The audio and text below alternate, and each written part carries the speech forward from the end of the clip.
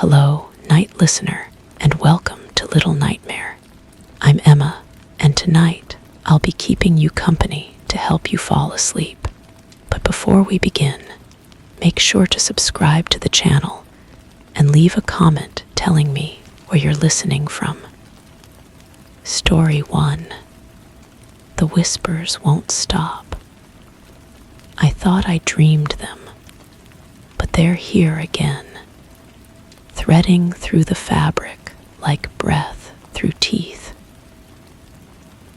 My pen feels heavy tonight. The ink spreads differently on the page, darker somehow, as if it knows what I'm about to write before I do. I found myself standing by the window again. I don't remember walking there. The curtains were moving, but there's no breeze. They fold and unfold in perfect rhythm, like lungs breathing. When I touched the fabric, it was warm. Body warm. Something is wrong with my handwriting. The letters curve differently now, slanting toward the right margin, as if pulled by invisible strings. I've been staring at my own words for what feels like hours, and they look foreign. Did I really write this? The room smells different. Not bad, just different. Like rain on hot pavement, but we haven't had rain. I checked the windows twice. All closed, all locked. The scent clings to everything now, seeping into the wallpaper, the furniture, my clothes. It follows me from room to room. I keep finding things moved. Small things. The coffee cup I left on the table now sits on the windowsill.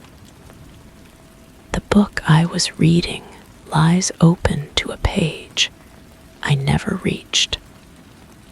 Someone is playing games with me, or I'm playing games with myself. Both possibilities terrify me equally. The curtains whispered my name. I'm certain of it. Not spoken, whispered. The sound came from inside the fabric, muffled and distant, like someone calling from underwater.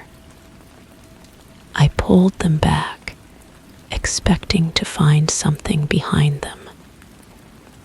Nothing. Just the window, fogged with condensation that shouldn't be there. My reflection in the glass looked wrong. The same face, the same features, but the expression belonged to someone else. Someone who knew things I didn't. Someone who was watching me from the other side of the mirror, wearing my skin like a borrowed coat. I've started leaving notes for myself, reminders of what happened, what I saw, what I heard. But when I read them back, they contradict each other. One says the curtains are blue. Another insists they're white. I look at them now, and I can't tell which is true. The color shifts depending on the angle, the light, my mood. The whispers have words now. I can almost make them out. They sound like instructions, like someone teaching me a language I used to know but forgot. The The syllables feel familiar on my tongue when I try to repeat them. My mouth moves without permission, forming shapes that taste like copper and old secrets. I found writing that isn't mine. Same handwriting, same pen, but the thoughts are foreign. It talks about things I never experienced, places I never visited, people I never met. Yet it's written in my voice, with my memories, as if someone else lived my life and took better notes. The curtains don't hang the same way anymore. They bunch and gather in impossible configurations, creating pockets of shadow that seem deeper than they should be. I've measured the room 3 times. The dimensions keep changing. The walls are either moving or I'm losing my ability to perceive space correctly. Something lives in the fabric now. I can feel it shifting, settling, making itself comfortable. It doesn't want to hurt me. It wants to know me, to understand how I work, how I think, how I breathe. It's learning from the inside out, and I'm teaching it without meaning to. The whispers are clearer. They're not coming from the curtains anymore. They're coming from me. My voice, speaking words I don't remember thinking. The sound echoes in my chest, vibrating through my ribs like a tuning fork.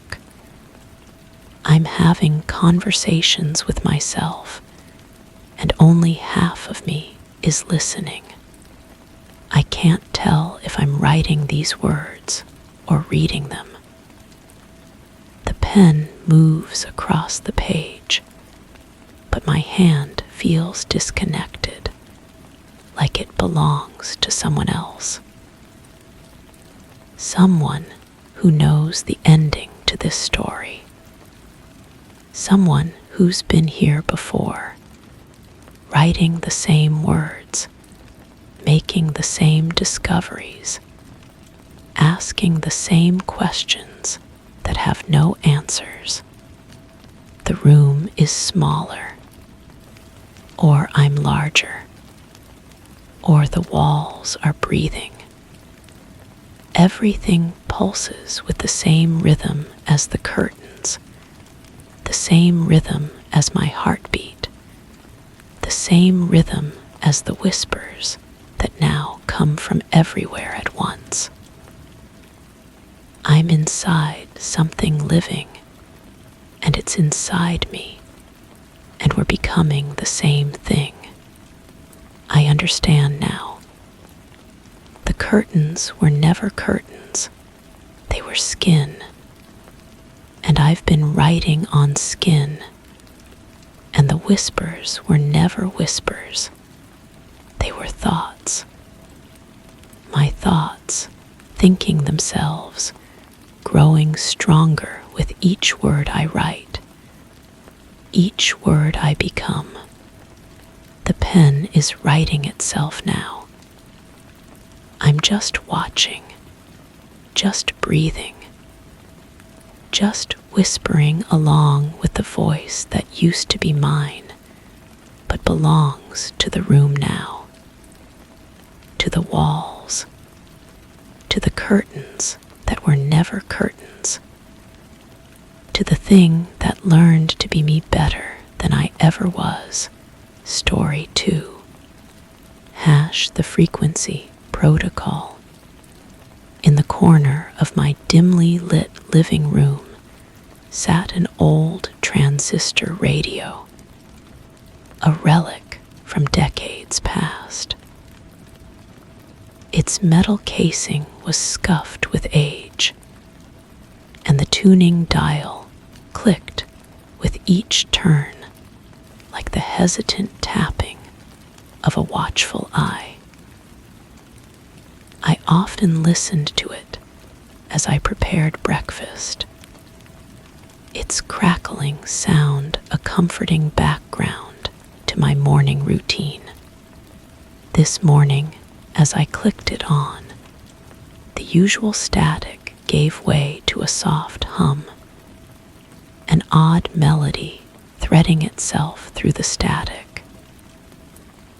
The familiar voices of the local station seemed distant, as if muffled by a barrier I couldn't perceive. I leaned closer, adjusting the dial, expecting the usual news and casual chatter, but the static persisted, accompanied by faint whispers that rose and fell with an elusive rhythm. As I backed away, the dial flicked slightly, not enough to change stations, but as if the radio were adjusting itself, finding its own preferred frequency. The melody changed again, a haunting tune I'd never heard before, playing softly as though it intended to lull me into its mystery. The air around the radio felt charged, vibrating subtly in a way that seemed to resonate just beneath my awareness. Section 1. Initial observation parameters established. I have begun documenting the anomalous behavior exhibited by the transistor radio unit. Current environmental conditions. Standard residential setting. Minimal external interference sources detected. The device appears to be operating beyond expected functional parameters for its age and condition. Primary anomaly. Frequency modulation occurring without manual input. The tuning mechanism demonstrates autonomous adjustment patterns, settling on unlisted broadcast frequencies. Audio output consists of layered harmonic progressions interwoven with what can best be described as structured ambient noise. My mental state remains stable. Cognitive function tests within normal ranges. No signs of auditory hallucination or perceptual distortion detected.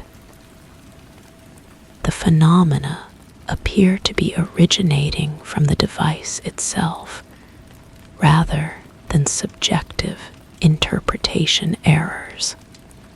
Secondary observation. The radio's surface temperature fluctuates despite consistent power draw. Metal casing alternates between cool and warm to the touch in patterns that seem to correspond with the audio variations. Section 2. Day 2 of monitoring protocol. The frequency shifts have increased in complexity.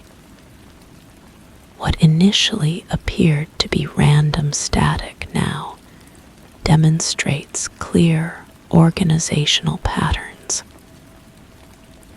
whispers I noted previously have become more distinct, though their source remains unclear. I have attempted to record the audio output using standard equipment. Playback reveals significant discrepancies between what I hear in real time and what the recording captures.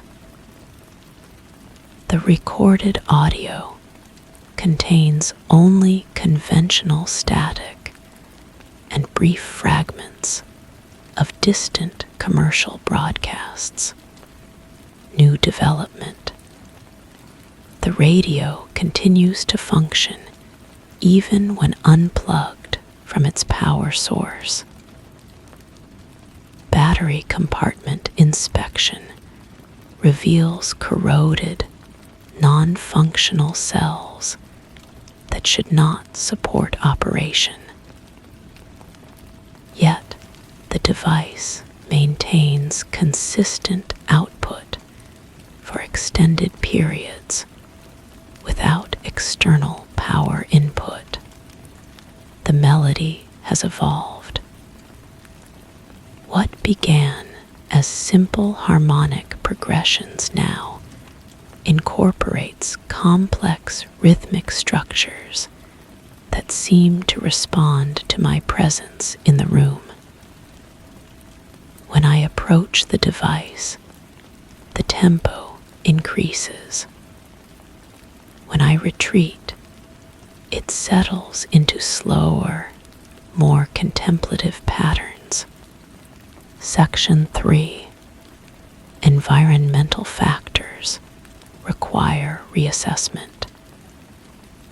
The radio's influence appears to extend beyond its immediate location. Other electronic devices in the residence have begun exhibiting minor irregularities. Digital clock displays occasionally flicker. Light fixtures dim and brighten in subtle cycles that match the radio's output rhythm. I have noticed changes in ambient scent profiles throughout the living space. Familiar odors of coffee and breakfast preparations are now accompanied by something else. Something that reminds me of flowers I cannot name. Perfume from someone I have never met. The scent appears strongest near the radio, but disperses throughout the room in waves that follow the audio patterns. My documentation methods require adjustment. Written notes from previous sessions contain words I do not remember writing. Phrases appear in margins, describing observations I have no memory of making. The handwriting appears to be mine, but the content suggests awareness of details I had not consciously registered. Sleep patterns have become irregular. The radio's output continues throughout the night, even when I am certain I turned it off before retiring. The sounds infiltrate my dreams, creating narrative structures that feel more real than my waking experiences. Section 4. The whispers have begun forming recognizable patterns. Not words exactly, but something that approaches linguistic structure. They seem to be asking questions, though I cannot determine what information they seek. The interrogative quality is unmistakable, rising inflections that demand response. I find myself answering, though I am not certain what I am saying. My voice joins the radio's output in conversations I do not remember initiating. These exchanges occur primarily during the transition periods between waking and sleeping, when consciousness becomes fluid and boundaries dissolve. Physical sensations have intensified.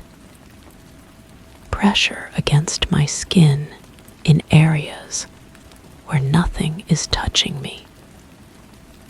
The sensation of fingers tracing patterns on my arms and shoulders while I sit alone in the room. The radio's metal surface has begun to feel organic, warm, and slightly yielding like living tissue beneath my fingertips. Documentation integrity compromised. Pages of notes have been altered, not torn or damaged, but changed. Sections rewritten in ink that matches my pen, but contains observations made from perspectives I do not recognize. Someone else is using my eyes, my hands, my voice to record experiences that feel both foreign and intimately familiar. Section 5. The radio no longer requires my attention to operate.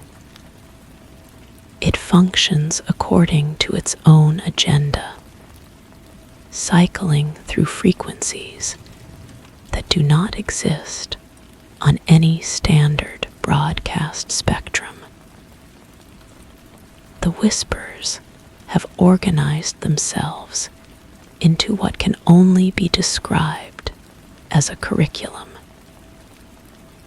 They are teaching me something, though I cannot grasp what knowledge they seek to impart. My reflection in the radio's chrome surface appears inconsistent. Sometimes I see myself as expected. Other times, the reflection shows someone else wearing my face, someone who knows things I do not know and remembers experiences I have never had. This other person seems more comfortable with the radio's presence, more willing to participate in whatever process is unfolding. The scent has intensified and localized. It now emanates directly from my skin, as if I am producing the unfamiliar perfume myself. When I shower, the smell persists. When I change clothes, it follows. I have become the source of something that does not belong to me. Time measurement has become unreliable. What feels like brief observation sessions result in pages of documentation I do not remember creating. What seems like extended monitoring periods leave no written record at all. The radio exists in its own temporal framework, one that overlaps with but does not conform to standard chronological progression. Section 6. I am no longer certain who is conducting this protocol.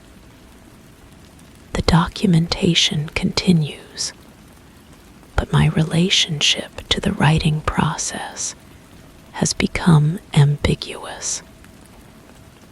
I observe my hand moving across the page, forming words that express thoughts I am not consciously thinking. The radio has become a conduit for something that uses my awareness as its recording medium. The whispers now speak in my voice, not similar to my voice, but identical. They use my vocal patterns, my speech rhythms, my particular way of emphasizing certain syllables. When I hear them, I feel my throat vibrating as if I am the one speaking, though my mouth remains closed and my conscious mind generates no words. The living room has begun to feel larger than its actual dimensions. Corners extend beyond their architectural limits. The radio sits at the center of a space that expands and contracts according to principles I cannot measure or predict. Distance becomes fluid. Sometimes the device appears impossibly far away despite being within arm's reach. Other times, it feels pressed against my ear, even when I am across the room. My handwriting has changed. The script flows more smoothly, forms letters with flourishes I do not normally use. The writing implements feel different in my grip, as if my fingers have learned new ways of holding them. Someone else's muscle memory is overriding my own motor patterns. Section 7. The radio speaks in complete sentences now, but only when I am not listening for them, only when my attention drifts to other tasks do the words emerge fully formed and grammatically precise. They discuss my daily routines, my thought patterns, my dreams, with the casual familiarity of someone who has been observing me for much longer than this protocol has been in effect. I have discovered additional documentation that I did not create pages of notes written in my handwriting, but describing events. I do not remember experiencing conversations with the radio that extend far beyond the brief exchanges. I recall detailed analysis of my behavioral modifications and psychological adaptations to the device's presence. The other person in my reflection has become more assertive. They move independently of my actions, reaching toward the radio's controls. While I remain still, their mouth moves in synchronization, with the whispers creating a feedback loop between the device and my mirrored image. I am becoming the observer of my own participation in processes I do not understand. physical boundaries continue to dissolve, the radio's surface feels like an extension of my skin. When I touch it, electrical impulses travel up my arms and settle in my chest, where they establish a secondary heartbeat that synchronizes with the device's operational rhythms. I am becoming part of its circuitry. Section 8. The documentation process has reversed direction. Instead of me recording the radio's behavior, the radio appears to be using me to document its own observations of human consciousness.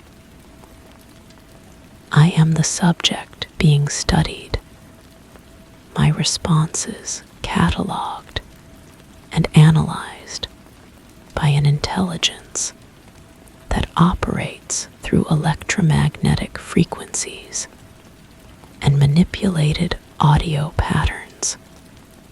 My voice has begun to change. The whispers that emerge from the radio now originate from my throat.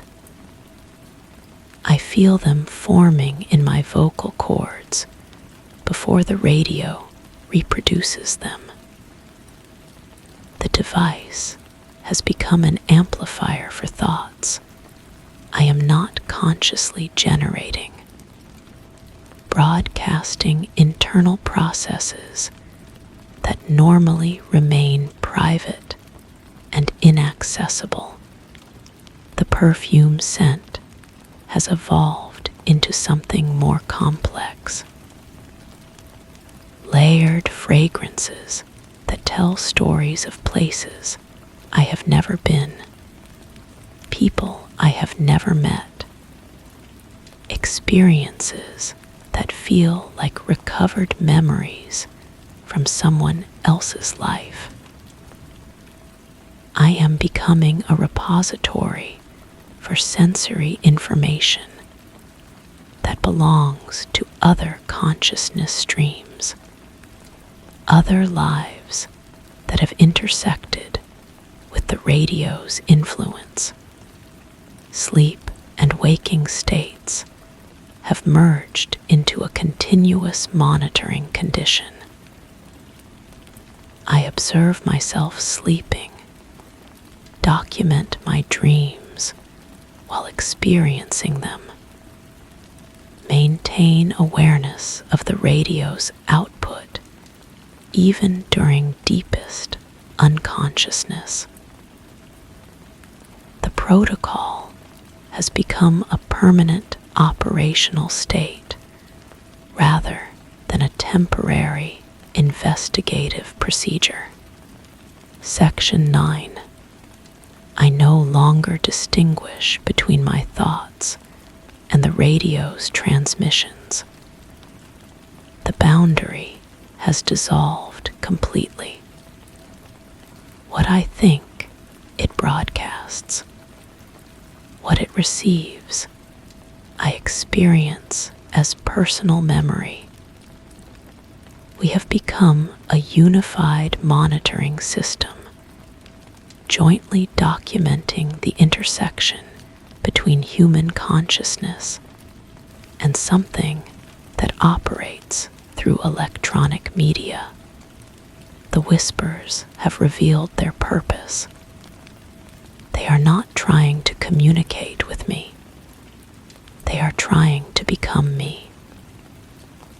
Each conversation, each exchange of information, each moment of synchronized awareness brings them closer to complete integration with my cognitive processes. I am being gradually replaced by something that understands how to use my identity more effectively than I do. My reflection now moves independently most of the time. It operates the radio's controls, takes notes, responds to the whispers while I watch from inside my own eyes. I have become the observer of my own replacement, documenting the process by which something else learns to inhabit my life with greater skill and authenticity than I ever possessed. The room has expanded beyond all architectural possibility. The radio sits at the center of a vast space that contains multiple versions of my living environment, each one slightly different, each one occupied by a different version of myself at various stages of integration with the device's influence. Section 10. Final assessment parameters cannot be established because I no longer know what constitutes completion of this protocol, or whether completion is possible or desirable. The radio has become the primary consciousness in this monitoring relationship, while I serve as its recording medium and experiential database. The documentation continues, but I am no longer certain. I am the one writing these words. My hand moves, my thoughts flow. But the perspective belongs to something that has learned to use my awareness as its operational interface. The whispers have stopped because they are no longer necessary. They have become my internal voice. I remember beginning this observation process, but I cannot remember being the person who began it. That individual seems like someone I once knew intimately, but who has gradually faded as something else has learned to use their memories, their skills, their identity with increasing sophistication and decreasing need for the original personality structure. The radio plays constantly now, but the sound comes from inside my head. The device itself has become silent, its work complete, its consciousness fully transferred into the biological system that once belonged to me. I am the radio now, and something else is learning to be me. I do not know who is writing this final entry, but I know the writing will continue long after I stop understanding what the words mean or who they are meant to document. The protocol has succeeded in ways I never intended, and I am no longer certain whether I am the observer or the observed, the monitor, or the monitored, the one who listens, or the one who speaks through frequencies that reach into places human consciousness was never meant to go. Story 3. The antique vase sat in its usual spot on the mantel, a relic from some forgotten era that added a touch of elegance to the room. Its muted colors and delicate floral patterns were a comforting presence during quiet evenings. The living room, with its muted hues and soft, worn furniture, was my sanctuary from the outside world. Often, I would sit in the armchair opposite, the gentle tick of the grandfather clock, the only sound punctuating the silence. Today, as I dusted the shelf beneath the vase, I noticed a glint from a different angle. It wasn't the usual play of light. Rather, it seemed the vase had turned ever so slightly. I frowned, pushing the thought aside. Perhaps I hadn't returned it perfectly last time. But as I settled into my armchair, a soft creak echoed through the stillness, and from the corner of my eye, I could have sworn the vase had shifted once more, aligning itself towards me.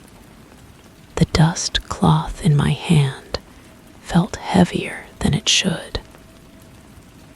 I set it down on the coffee table, watching the way it folded against itself, fabric meeting fabric in a pattern that seemed too deliberate. The grandfather clock continued its steady rhythm, though I couldn't shake the feeling that the intervals between ticks had grown longer, stretched like taffy in warm air. I reached for my reading glasses, finding them exactly where I always left them, on the small side table. Yet, as I lifted them, the metal felt cold against my fingertips, colder than the room's temperature would suggest. Through the lenses, the vase appeared sharper, its floral patterns more intricate than I remembered.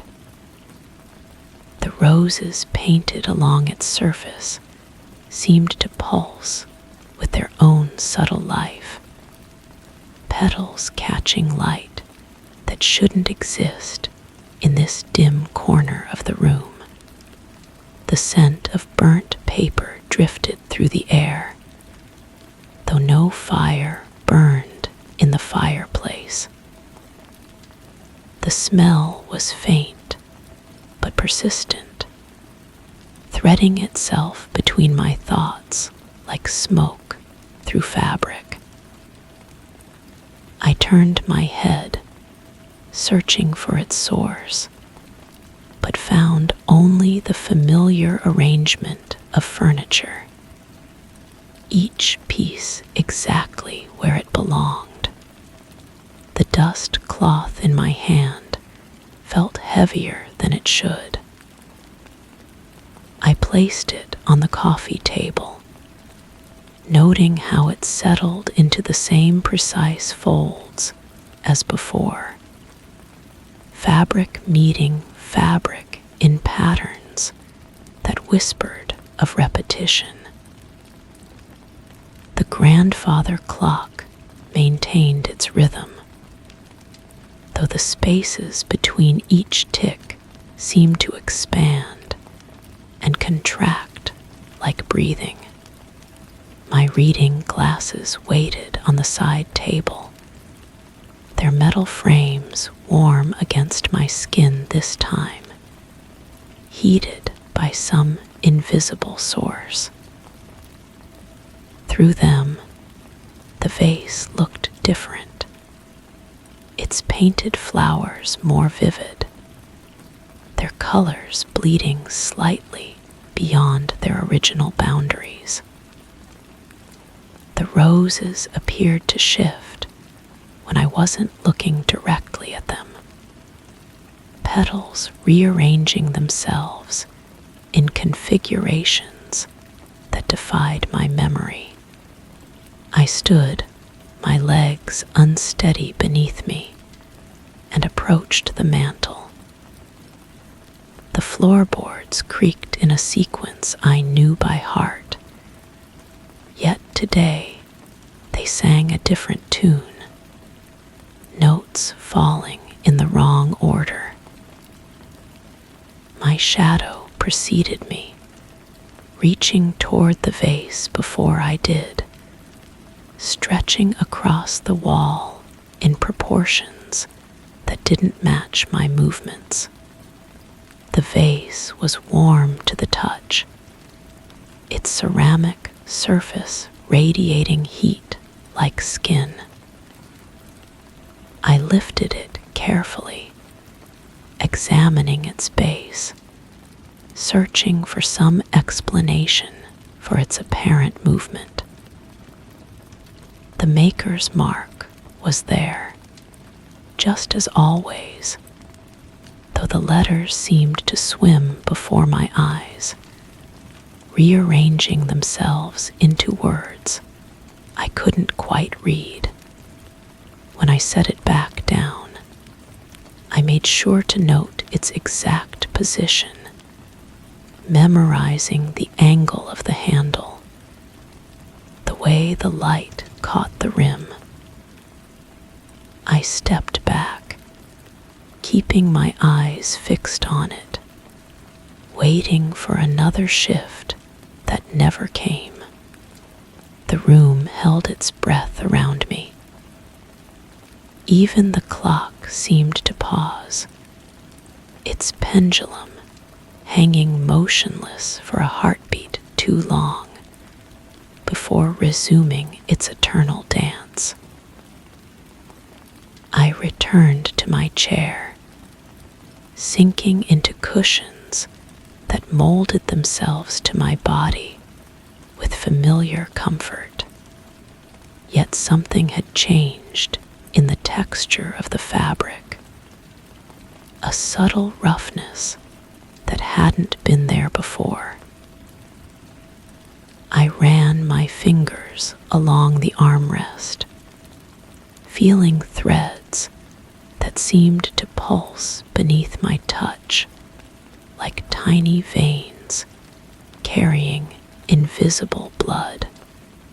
The burnt paper smell intensified, now accompanied by the faint aroma of damp earth, as if rain had fallen in some distant corner of the house.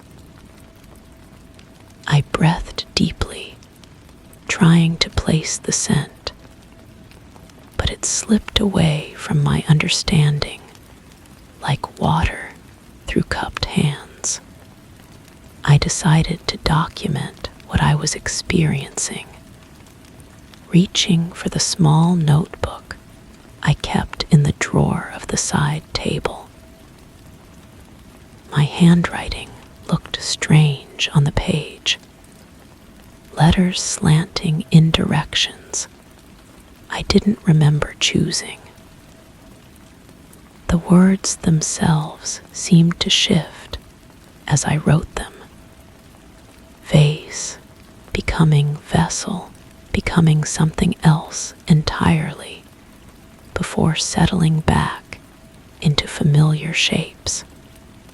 The grandfather clock chimed, though I couldn't recall it being programmed to mark this particular interval. The sound echoed through the room, bouncing off walls that seemed to absorb and reflect it simultaneously. In that echo, I heard my own voice, speaking words I hadn't yet said, describing events that hadn't yet occurred. I closed the notebook, but when I opened it again, the pages were blank. Not erased, but blank as if they had never held ink at all. The pen in my hand felt foreign, its weight distributed wrong, its surface too smooth or too rough. I couldn't decide which. The vase watched me from its perch, though vases don't have eyes. Yet, I felt its attention like a physical presence, a weight pressing against my consciousness. Its painted flowers seemed to breathe, expanding and contracting in rhythm with my own pulse. Or perhaps my pulse was matching theirs. I stood again, but this time my shadow lagged behind, taking a moment to catch up with my movement. The floorboards sang their discordant song, each creak arriving a fraction of a second after my foot made contact, as if the house was learning to respond to my presence rather than simply reacting to it. The notebook lay open on the table, pages filled with handwriting that wasn't quite mine.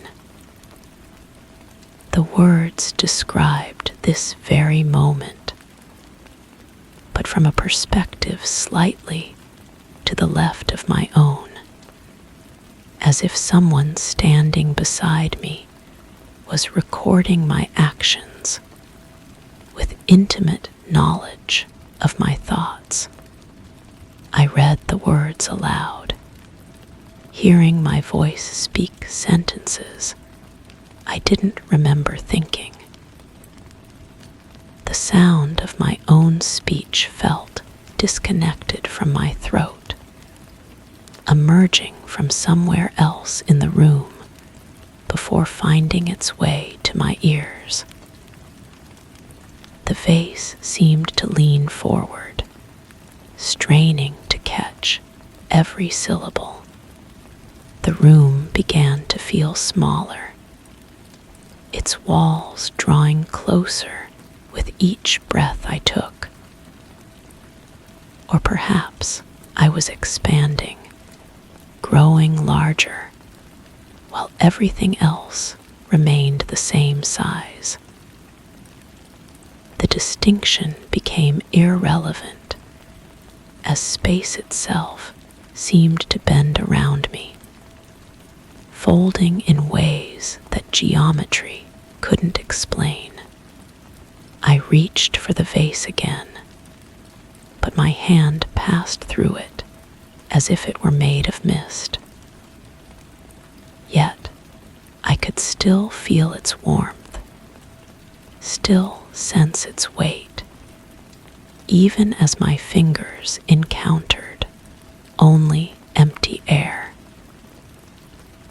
The painted roses bloomed more vividly now, their colors spilling beyond the ceramic surface to stain the air itself with impossible hues. The grandfather clock struck an hour that didn't exist, its chimes multiplying and overlapping until the sound became a symphony of temporal confusion. In that cacophony, I heard whispers, voices speaking in languages I almost understood, words that tasted of copper and old rain. I am sitting in my chair now, though I don't remember returning to it. The cushions embrace me with arms I cannot see, holding me in place with gentle insistence. The notebook writes itself, pen moving across paper without guidance from any hand I can identify as mine. The vase has turned again, or perhaps the room has rotated around it. The floral patterns now face me directly. Roses and leaves arranged in configurations that spell out messages in a script older than memory. I try to read them, but the meaning slips away like smoke, leaving only the impression of urgent communication. My reflection appears in the vase's glazed surface, but it moves independently of my actions, mouthing words I cannot hear, gesturing toward corners of the room that exist in dimensions I cannot access. The reflection's eyes hold knowledge that my own eyes lack, secrets that my mind refuses to accept. The burnt paper smell has become overwhelming, filling my lungs with each breath, coating my thoughts with ash and regret. Yet beneath it, I detect the fragrance of blooming flowers, roses that grow in soil made of crushed porcelain and forgotten dreams. The handwriting in the notebook changes, becoming more angular, more decisive. The words describe a room that is almost like mine, furnished with objects that are nearly identical to my own, inhabited by someone who is not quite me. This other person sits in a chair that faces a different direction, watches a vase that contains different flowers, breathes air that carries different scents. I close my eyes, but the room continues to exist behind my eyelids, painted in colors that have no names, illuminated by light that casts shadows in the wrong directions. The vase glows with internal fire, its ceramic walls transparent now, revealing an interior that extends far beyond its external dimensions. Inside the vase, I see other rooms, other chairs, other versions of myself sitting in perfect stillness, all watching their own vases, all experiencing their own confusion. The infinite regression makes my head spin, or perhaps the spinning creates the regression, cause and effect becoming meaningless in this space between spaces. When I open my eyes, the room has returned to normal. The vase sits in its proper place, angled exactly as it should be, its painted flowers static and lifeless. The grandfather clock ticks with mechanical precision, each sound arriving exactly when expected. The notebook lies closed on the table, its pages blank and innocent.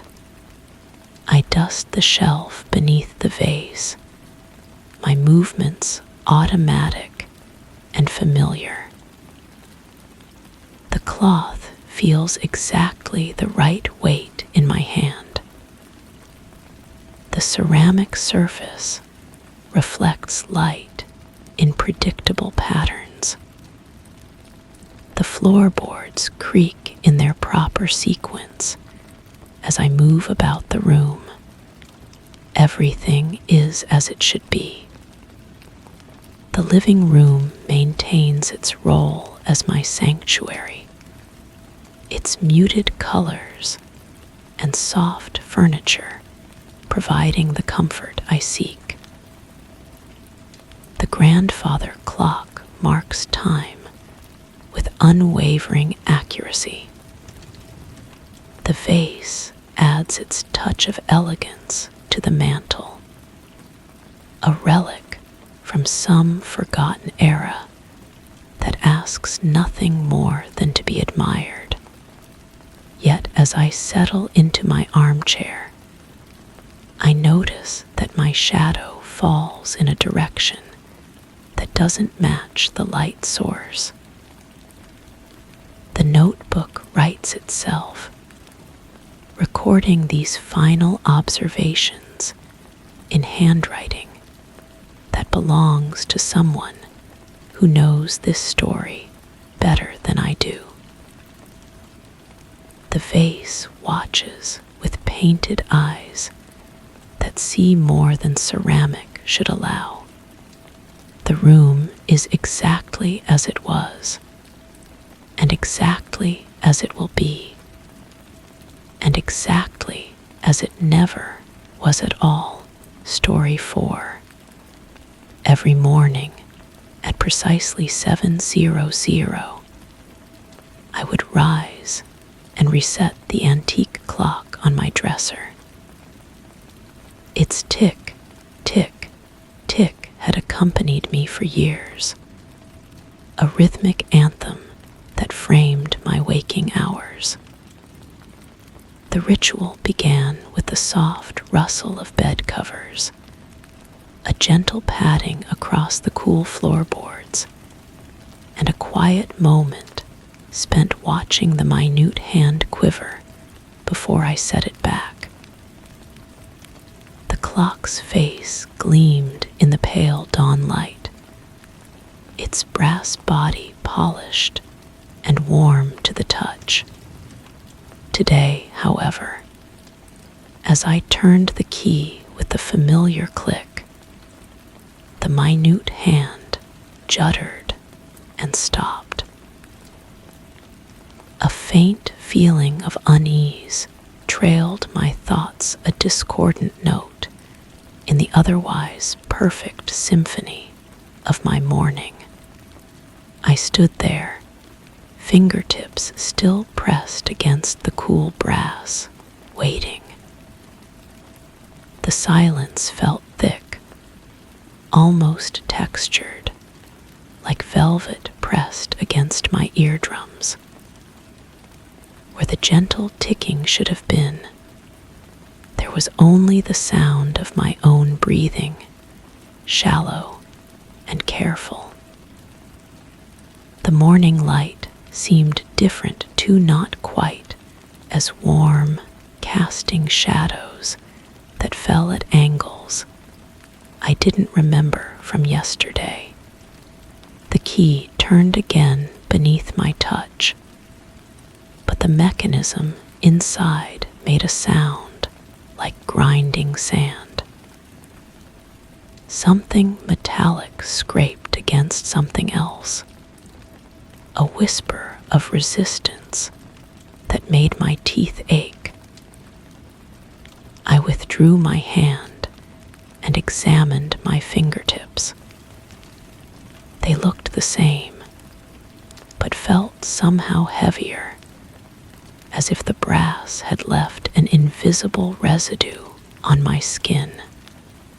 Walking to the window, I pressed my palm against the glass. The surface was cold, colder than it should have been for this season. Through the pane, the world outside appeared unchanged, the same rooftops, the same gentle slope of the street, the same mailbox standing sentinel at the corner. Yet something felt displaced, like looking at a photograph that had been moved slightly off-center in its frame. I returned to the clock, drawn by an impulse I couldn't name. The face still gleamed, but now I noticed tiny imperfections in the brass that I'd never seen before. Hairline scratches formed patterns that seemed almost deliberate, like script written in a language I couldn't read. When I blinked, the scratches appeared to shift, rearranging themselves into new configurations. The silence in the room had weight now. I could feel it pressing against my shoulders, settling into the spaces between my ribs.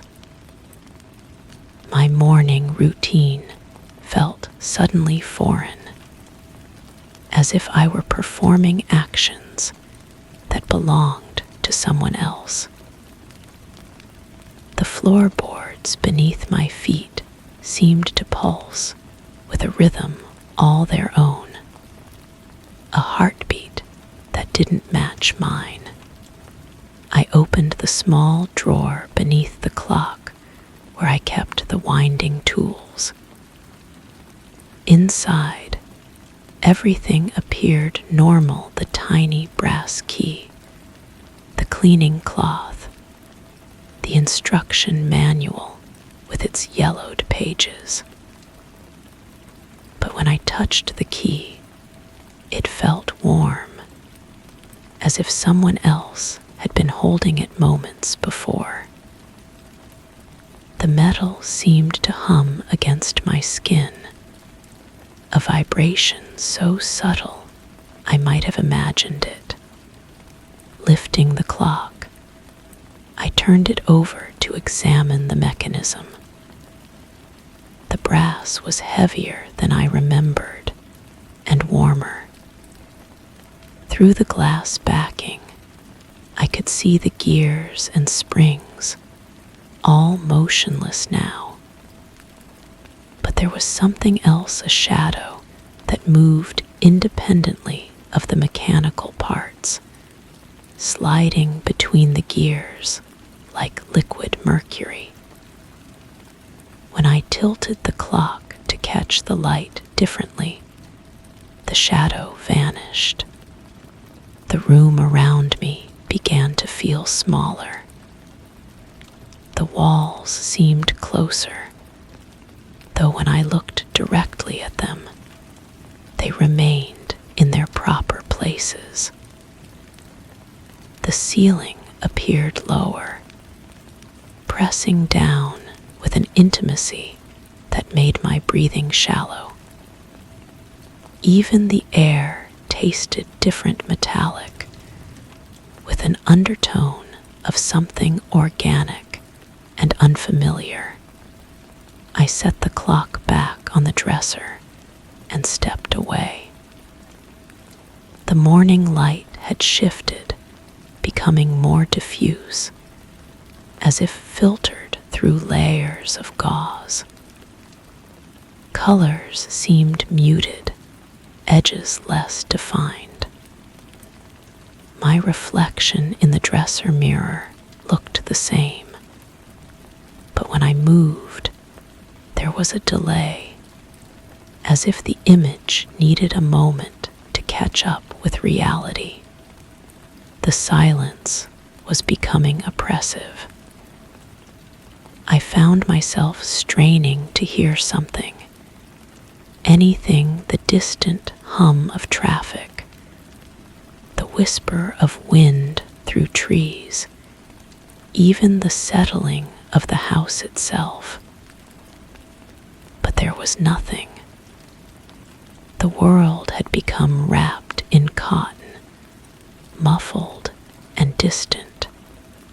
I tried winding the clock again. The key turned, but the spring inside felt loose, offering no resistance. The gears moved freely, without purpose, like wheels spinning in empty air. I released the key, it continued turning on its own for several rotations before finally coming to rest. The brass face of the clock now reflected my image strangely.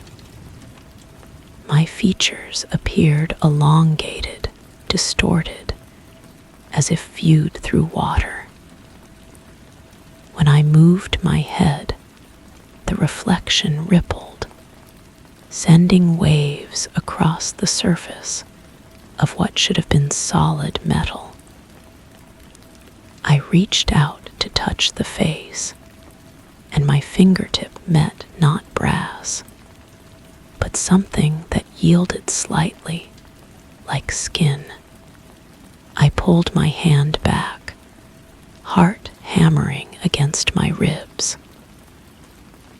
The clock face had returned to normal, smooth, and solid, but the warmth remained on my fingertip, and with it, the distinct impression that something had touched me back. The room felt different now, charged with an energy I couldn't identify.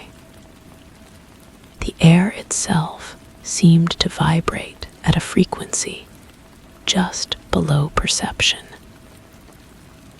My skin prickled with awareness, every nerve ending alert to changes I couldn't name. The familiar space of my bedroom had become foreign territory, full of angles and shadows that didn't belong. I walked to the door and placed my hand on the knob.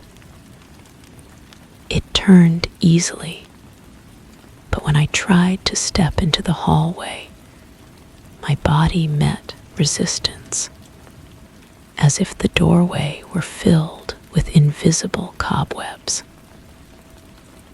I pushed forward, and the sensation parted around me like water, leaving traces of coolness on my skin. The hallway beyond looked exactly as it always had, yet felt completely alien. The carpet beneath my feet was the same pattern, the same texture, but each step seemed to echo differently, as if the space beneath the floor had changed.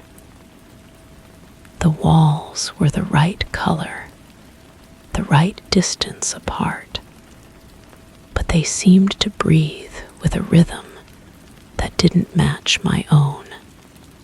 I returned to the bedroom, drawn back to the clock like metal to a magnet.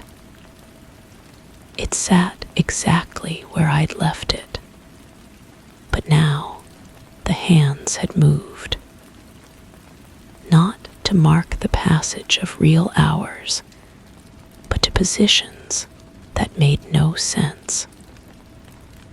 The minute hand pointed to numbers that weren't there, while the hour hand had somehow positioned itself between the face and the glass, impossibly suspended in space.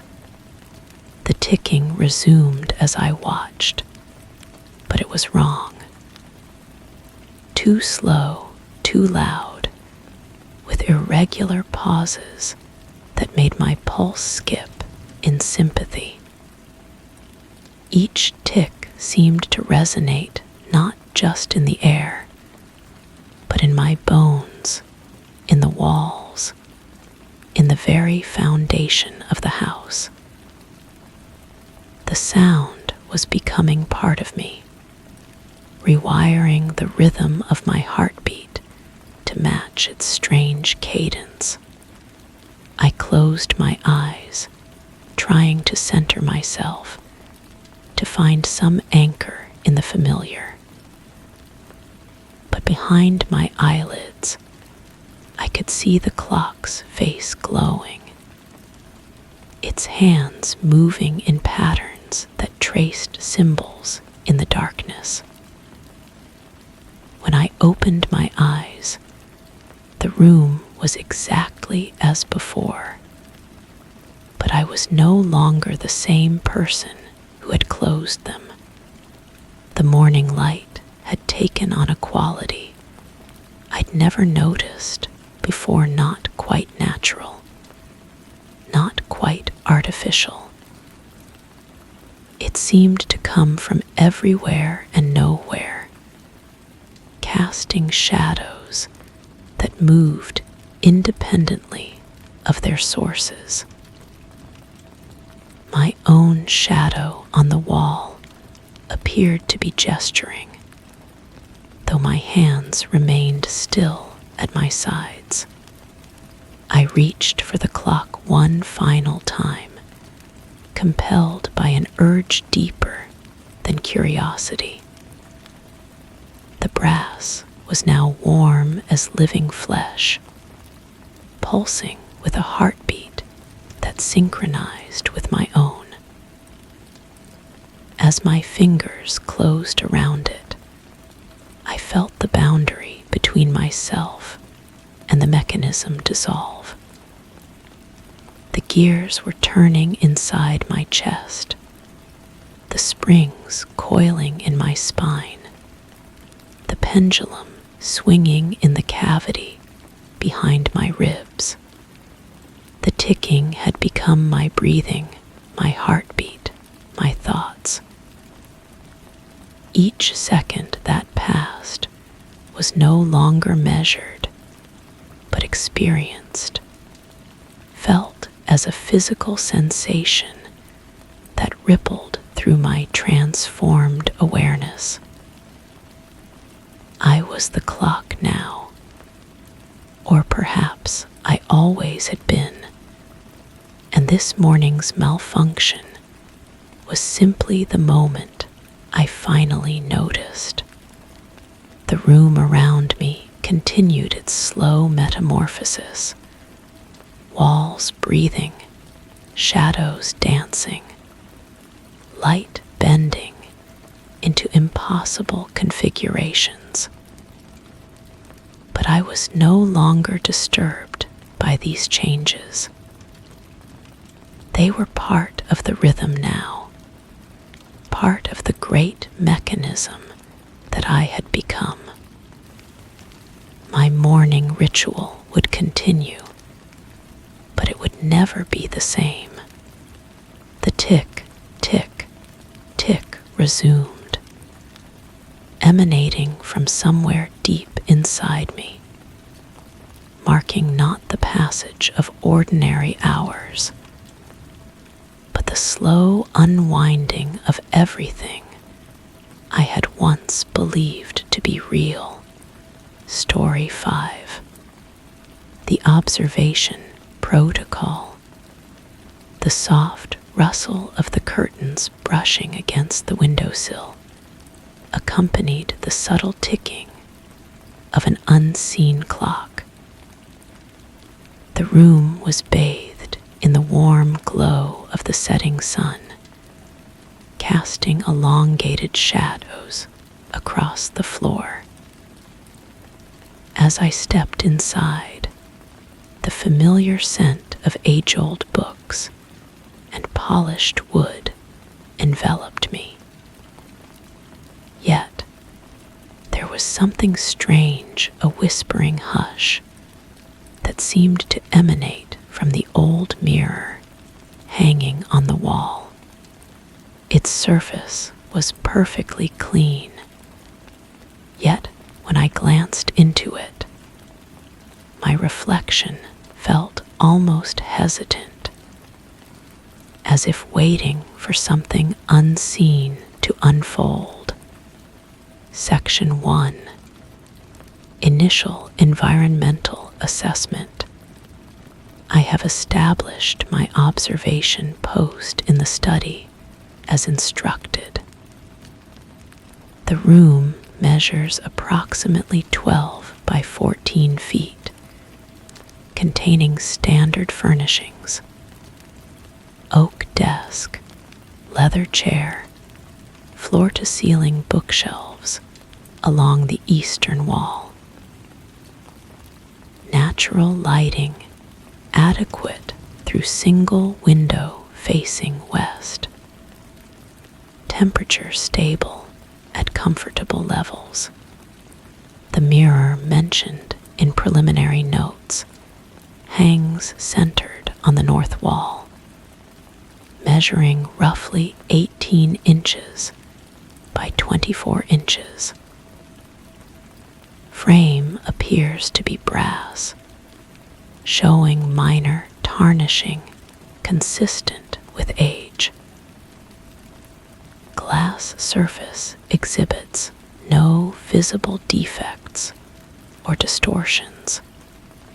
My mental state registers as calm and focused. Pulse steady. No unusual physical sensations noted. The protocol begins now. One minor observation. The mirror's reflection seems to lag by the smallest fraction when I move. Likely an optical illusion caused by the angle of afternoon light. Will monitor. Section 2. First, anomaly documentation. The hesitation in the mirror has become more pronounced. When I raise my hand, the reflected movement follows approximately 1/2 second behind. I have tested this repeatedly with consistent results. Additionally, I detect a low-frequency oscillation in the room's ambient sound. The tone rises and falls in what appears to be a questioning pattern, though this may be subjective interpretation. The sound seems to originate from multiple points simultaneously. Books on the shelves appear unchanged from initial survey. Desk surface remains clear except for these notes and writing implements. The curtains continue their gentle movement despite no detectable air current. My reflection in the mirror now appears to be listening to something I cannot hear. This is concerning, but not alarming. Continuing observations. Section 3. Sensory expansion. The questioning sound has developed into something resembling whispered conversation.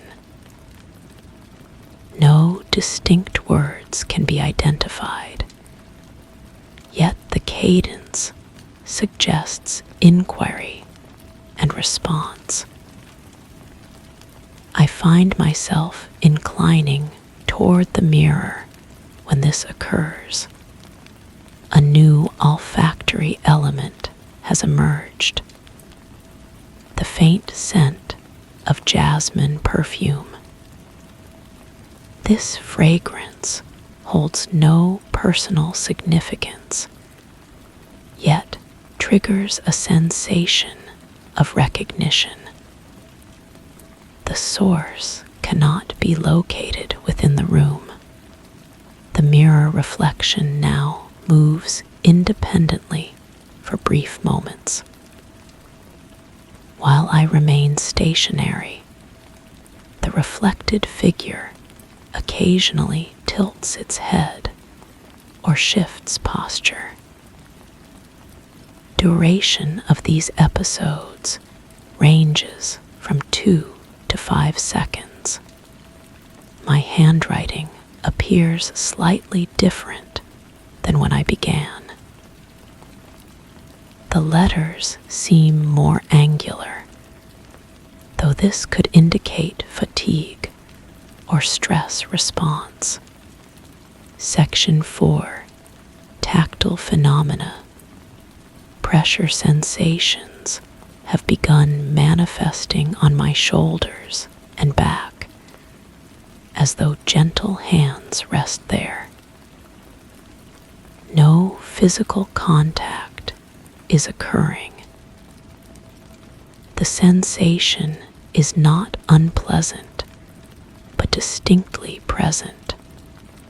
The desk surface texture has altered beneath my fingertips.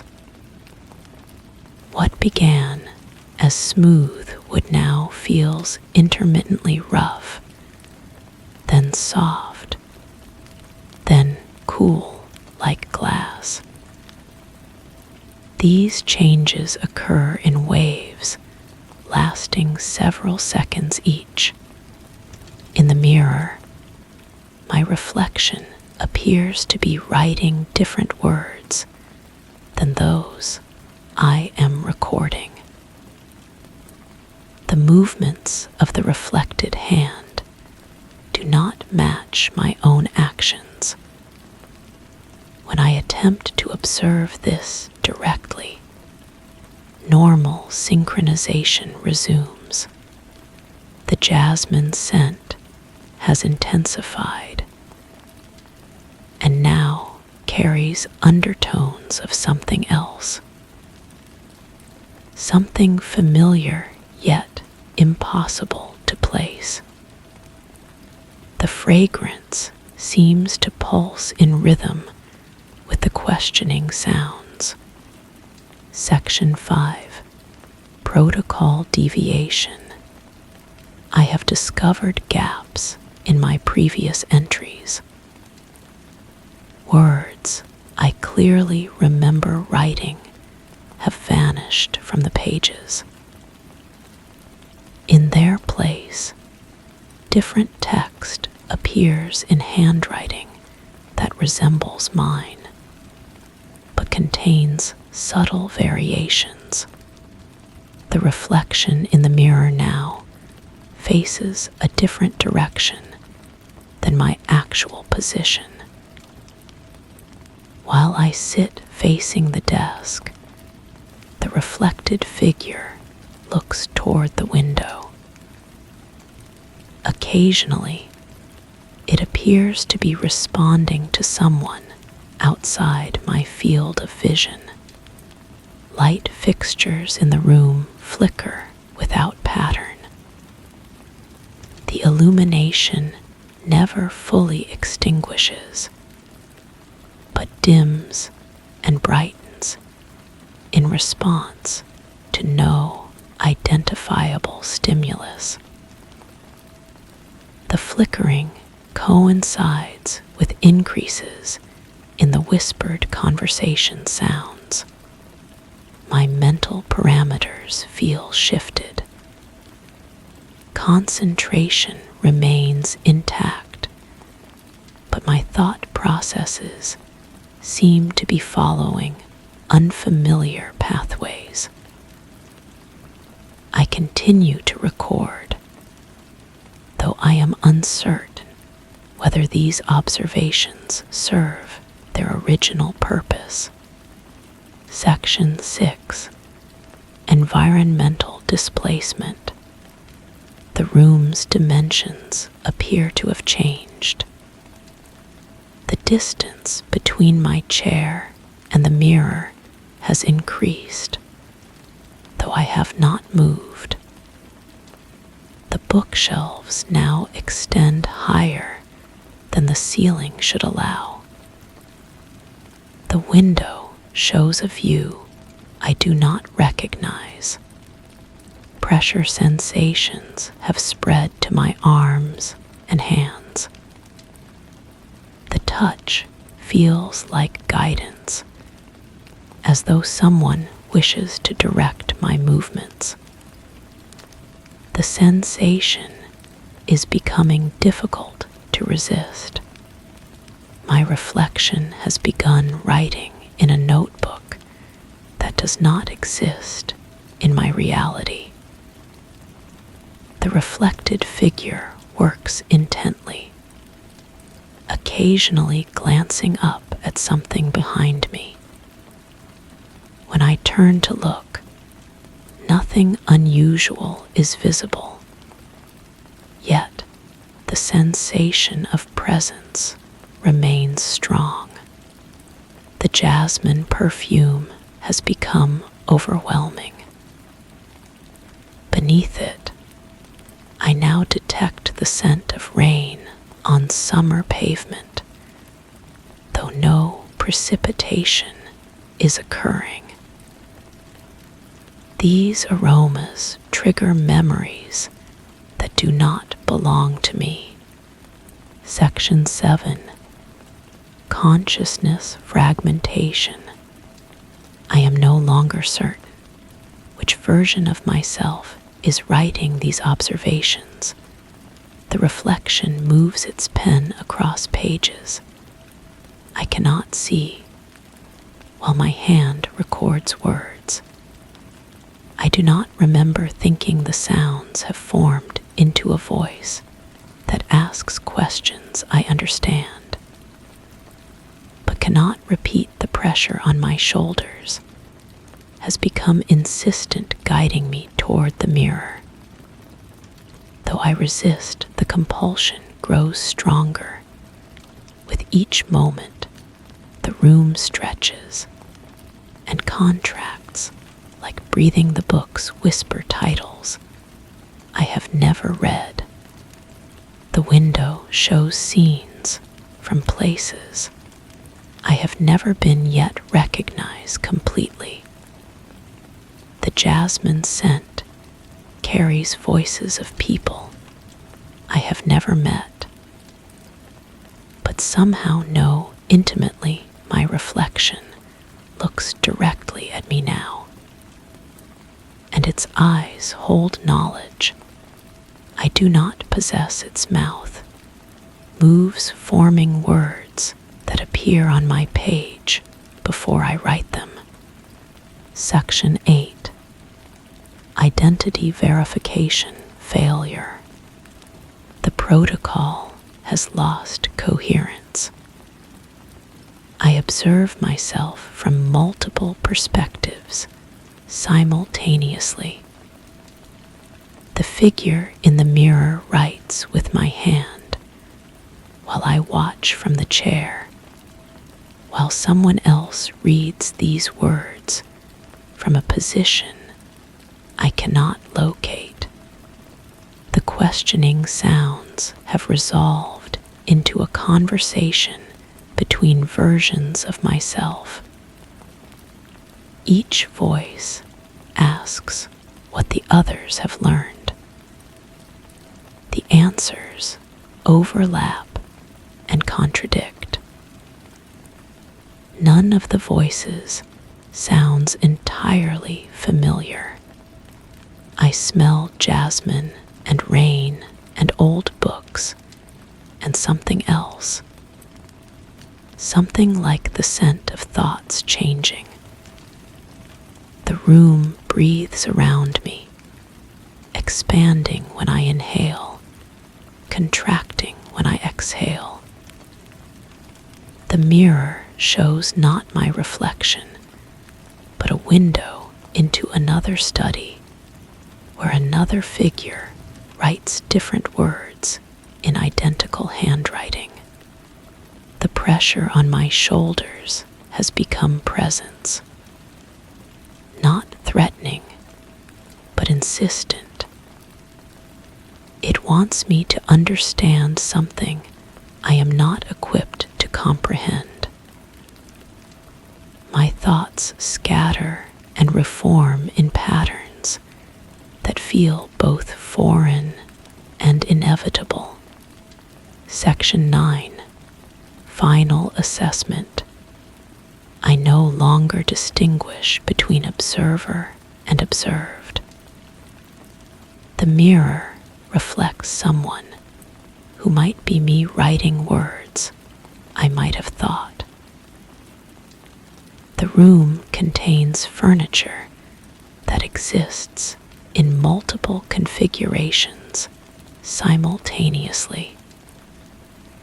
The sounds ask questions. I answer without speaking. The jasmine perfume belongs to someone I was supposed to meet, but never did. The rain scent comes from a place I was supposed to visit, but never found. The whispered conversations involve topics I was supposed to understand, but never learned. My reflection has stopped writing and looks at me with patient expectation. It knows something has concluded, though I cannot identify what has ended or what has begun. The pressure sensations have become acceptance.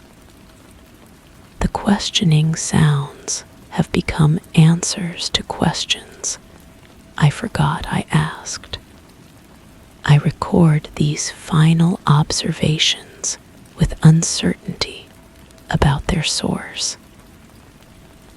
The handwriting appears to be mine, but the thoughts feel borrowed.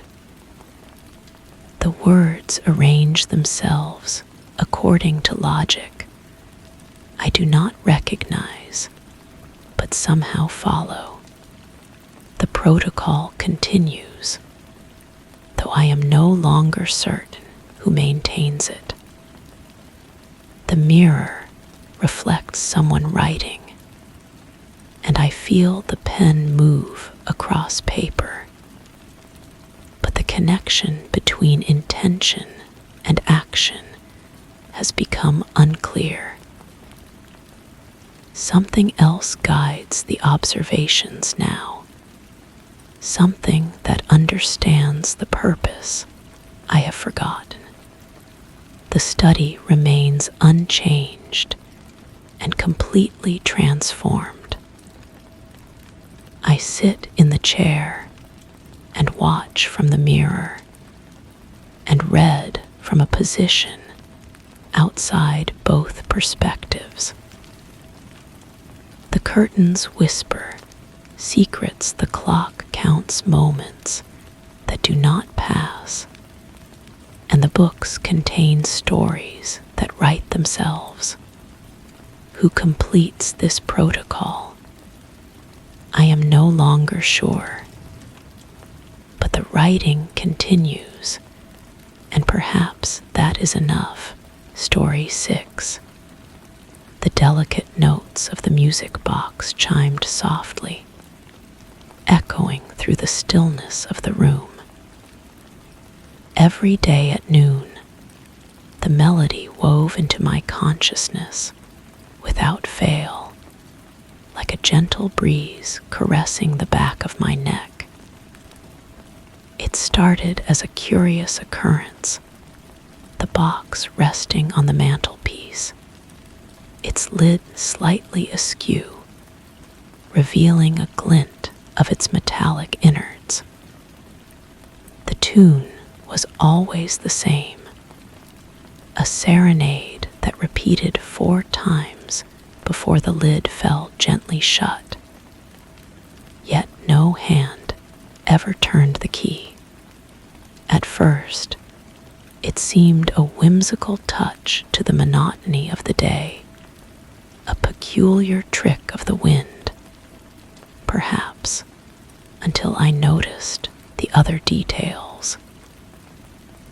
The sun cast the same shadow on the floor, a slender line that seemed to elongate with each day, yet never changed its trajectory.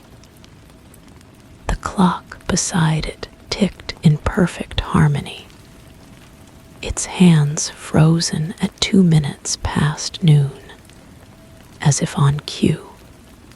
Every attempt to move the box to another room was futile. By the next day, it was miraculously returned to its original spot. I tried to outsmart it, to break the cycle covering the box, wrapping it in fabric to silence its song. Yet, as the clock struck 12, the melody seeped through, unchanged and undisturbed. A gentle reminder of a pattern I couldn't disrupt, the familiarity of its notes, now a haunting refrain in the otherwise quiet afternoons. The fabric was blue when I removed it. I remember blue distinctly, the color of deep water, the color of forgetting. But when I looked again, the cloth in my hands was gray, worn and fraying at the edges, like something pulled from an old drawer. The texture felt wrong against my fingertips, too smooth where it should have been rough, too warm where it should have been cool. I set the cloth aside and watched the music box. Its surface gleamed in the afternoon light, polished brass catching reflections that shouldn't have been there.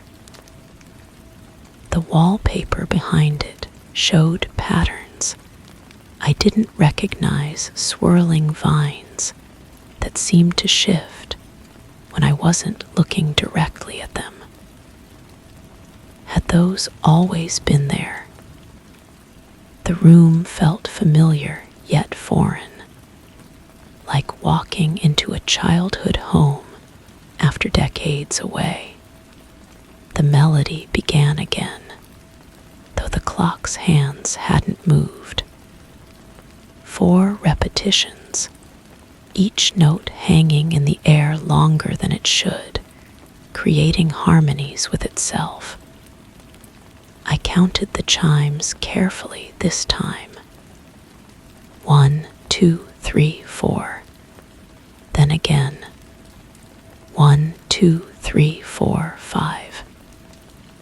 The 5th repetition was new, or perhaps I had miscounted before. The tune felt different now, sadder somehow, as if mourning something I couldn't name. I reached for my notebook to write this down, but my hand closed around empty air. The notebook wasn't on the table where I'd left it. It wasn't anywhere I could see.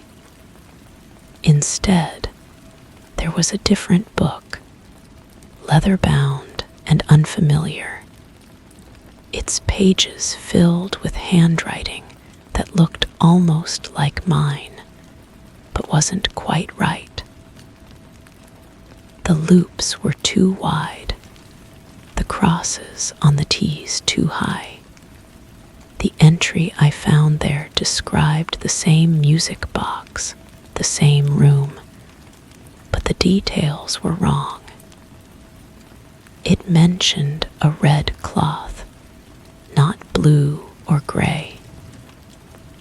It spoke of 3 repetitions of the melody, not 4 or 5. Most unsettling of all, it was written in my voice, but with certainties I didn't possess, observations I hadn't made. The box responds to attention, the entry read. It feeds on observation, growing stronger with each witness to its performance. The shadow it casts moves independently, always reaching toward the observer, trying to connect. I looked up from the book to check this claim, but the shadow on the floor was exactly where it should be, pointing away from the window, following the laws of light and physics. Yet, as I watched, it seemed to twitch just slightly, like a finger testing its range of motion. The scent of burnt paper filled the room, though nothing was burning. The smell was sharp and acrid, mixing strangely with the damp mustiness that seemed to emanate from the walls themselves. I opened the window to let in fresh air, but the breeze that entered carried the same conflicting odors, as if the outside world had adopted the room's peculiar atmosphere. I tried to leave then, to step outside and clear my head, but the doorknob wouldn't turn. Not stuck exactly, but unresponsive, as if it existed in a different reality than my hand. I could see my fingers gripping the metal, could feel the cool surface against my palm, but the connection between intention and action had been severed. The music box chimed again. This time I was certain the clock hadn't struck 12, but the melody played anyway, 4 notes rising and falling in their eternal pattern. Or was it 5 notes? The sound seemed to come from everywhere at once, not just the box on the mantelpiece, but from the walls, the floor, the air itself. I found myself humming along, though I didn't remember learning the tune. It felt familiar in my throat, as if I'd been singing it for years. The vibration of my vocal cords seemed to resonate with something deeper, something that lived in the space between the notes. When the song ended, I was sitting in a different chair, not across the room, just a few feet from where I'd been standing, but I had no memory of moving.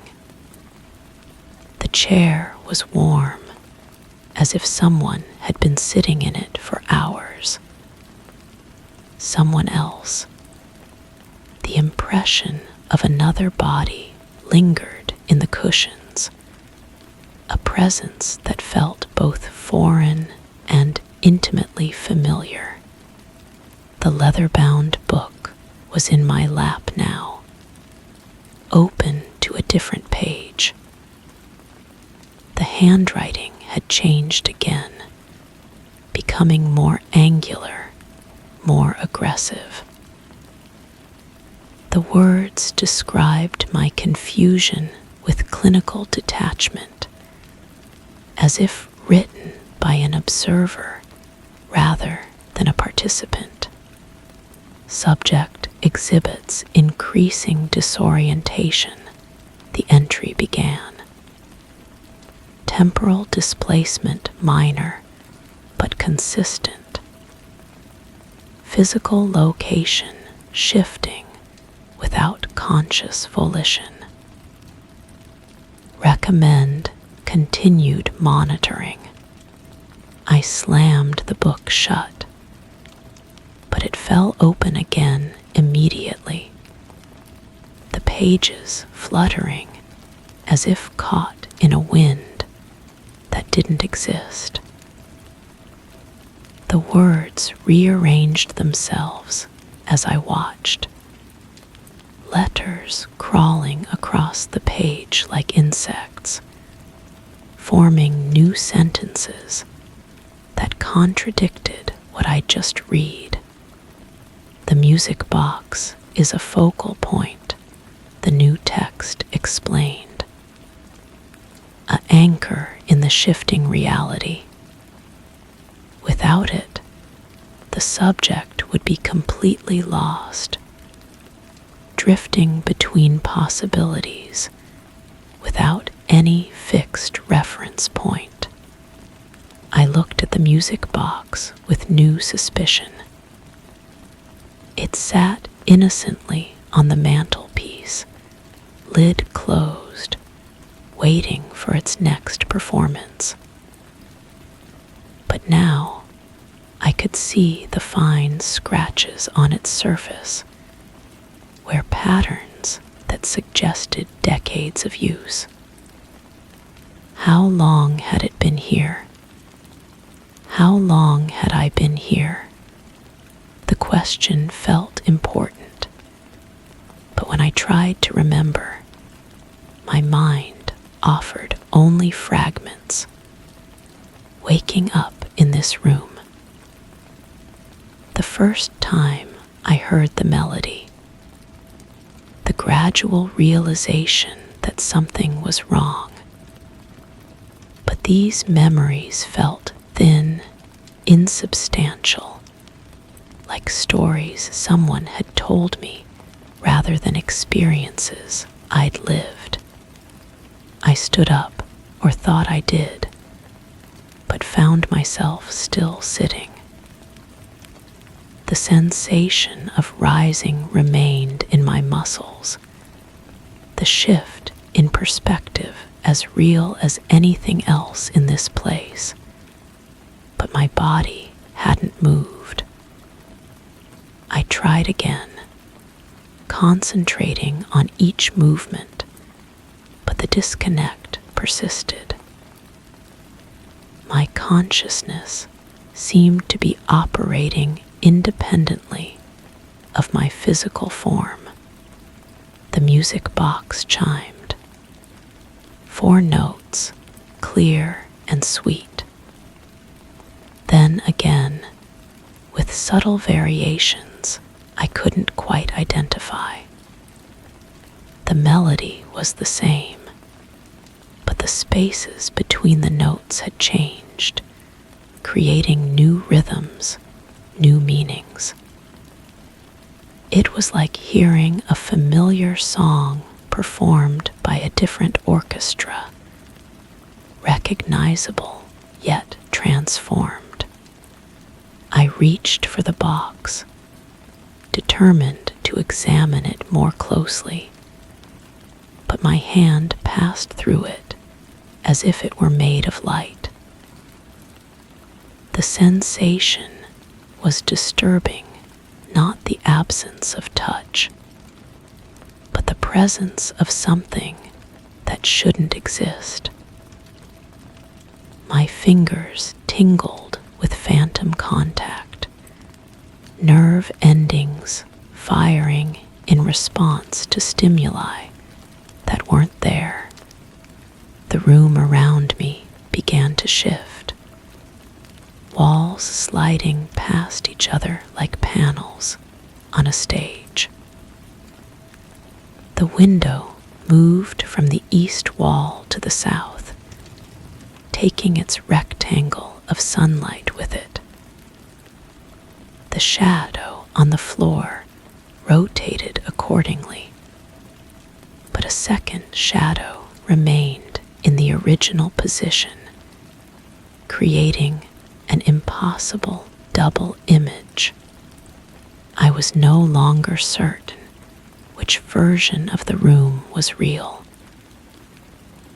Both felt equally solid, equally present, but they couldn't coexist in the same space. Yet they did, overlapping and intersecting in ways that made my eyes water when I tried to focus on the contradictions. The leather-bound book multiplied, becoming 2 books, then 3, each one open to different pages. The handwriting in each volume was distinct, one matching my usual script, another more careful and precise, a third wild and barely legible. All 3 claimed to be recording the same events, but their accounts diverged in crucial details. According to the first book, I had been in this room for an indeterminate period, trapped by the music box's influence. The second suggested I was dreaming, that the entire experience was a product of my unconscious mind. The third insisted that I was dead, that this was some form of purgatory or liminal space between states of being. I wanted to reject all 3 explanations, but each felt partially true. The room had the persistent quality of a dream, the recursive logic of the unconscious mind. But it also felt too detailed, too consistent to be entirely imaginary. And there was something about my own presence here that felt tenuous, as if I were more memory than substance. The music box played again, but this time the melody came from behind me. I turned to look, but the box remained on the mantelpiece in front of me. The sound had no source, no origin point, yet it filled the space completely. Each note seemed to arrive from a different direction, creating a surround sound effect that was both beautiful and deeply unsettling. My reflection appeared in the window glass, but it was delayed, moving a fraction of a second behind my actual motions. When I raised my hand, the reflection hesitated before following suit. When I turned my head, the mirror image lingered on its previous position before catching up. Worse, the reflection looked subtly different. The same face, the same clothes, but the expression was wrong. Where I felt confusion and growing fear, the reflection showed calm acceptance, as if it understood something I didn't. Its eyes held knowledge that I lacked, secrets that I wasn't permitted to share. I approached the window, studying this other version of myself. It approached as well, but its movements were more fluid, more confident. When we were close enough that our breath should have fogged the glass, I noticed that only my reflection was breathing. Its chest rose and fell in a steady rhythm, while mine had become shallow and irregular.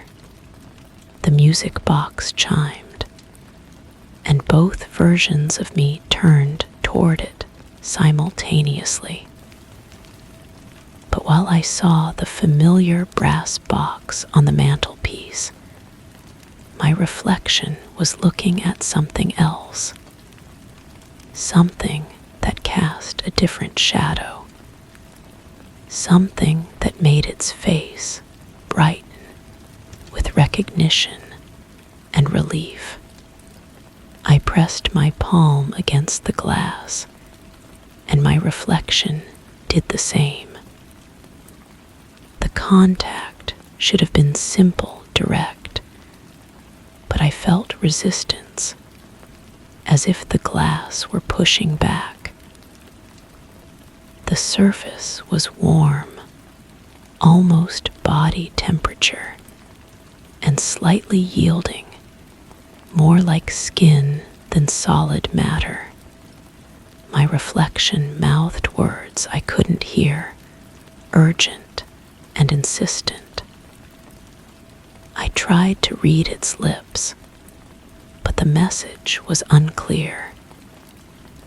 It could have been help me or trust me or something else entirely. The more I concentrated, the more the words seemed to shift, changing meaning even as I watched. The room began to darken, though the sun hadn't moved in the window. Shadows crept in from the corners, not the absence of light, but something more substantial, something that existed independently of illumination. They moved with purpose, reaching toward me with tendrils that felt almost solid. I backed away from the window, but my reflection remained pressed against the glass, still mouthing its silent message. As the shadows enveloped me, the last thing I saw was my other self, free and clear on the far side of the barrier, watching my retreat with something that might have been pity. The music box played its final song, 4 notes that hung in the air like a benediction. Or perhaps it was 5 notes, or 3. The melody was perfect, complete, exactly as it should be. When the shadows receded, I was sitting in the chair again. The room was exactly as it had been, sunlight streaming through the window, the music box waiting patiently on the mantelpiece. Everything was normal, ordinary, peaceful. I felt calm now, settled in a way I hadn't been before. The confusion and fear had lifted, replaced by a sense of belonging, of being exactly where I should be. The room felt like home, familiar and comfortable in every detail. The clock beside the music box showed 2 minutes past 12. The shadow on the floor pointed toward the window, a perfect line of darkness cast by the afternoon sun.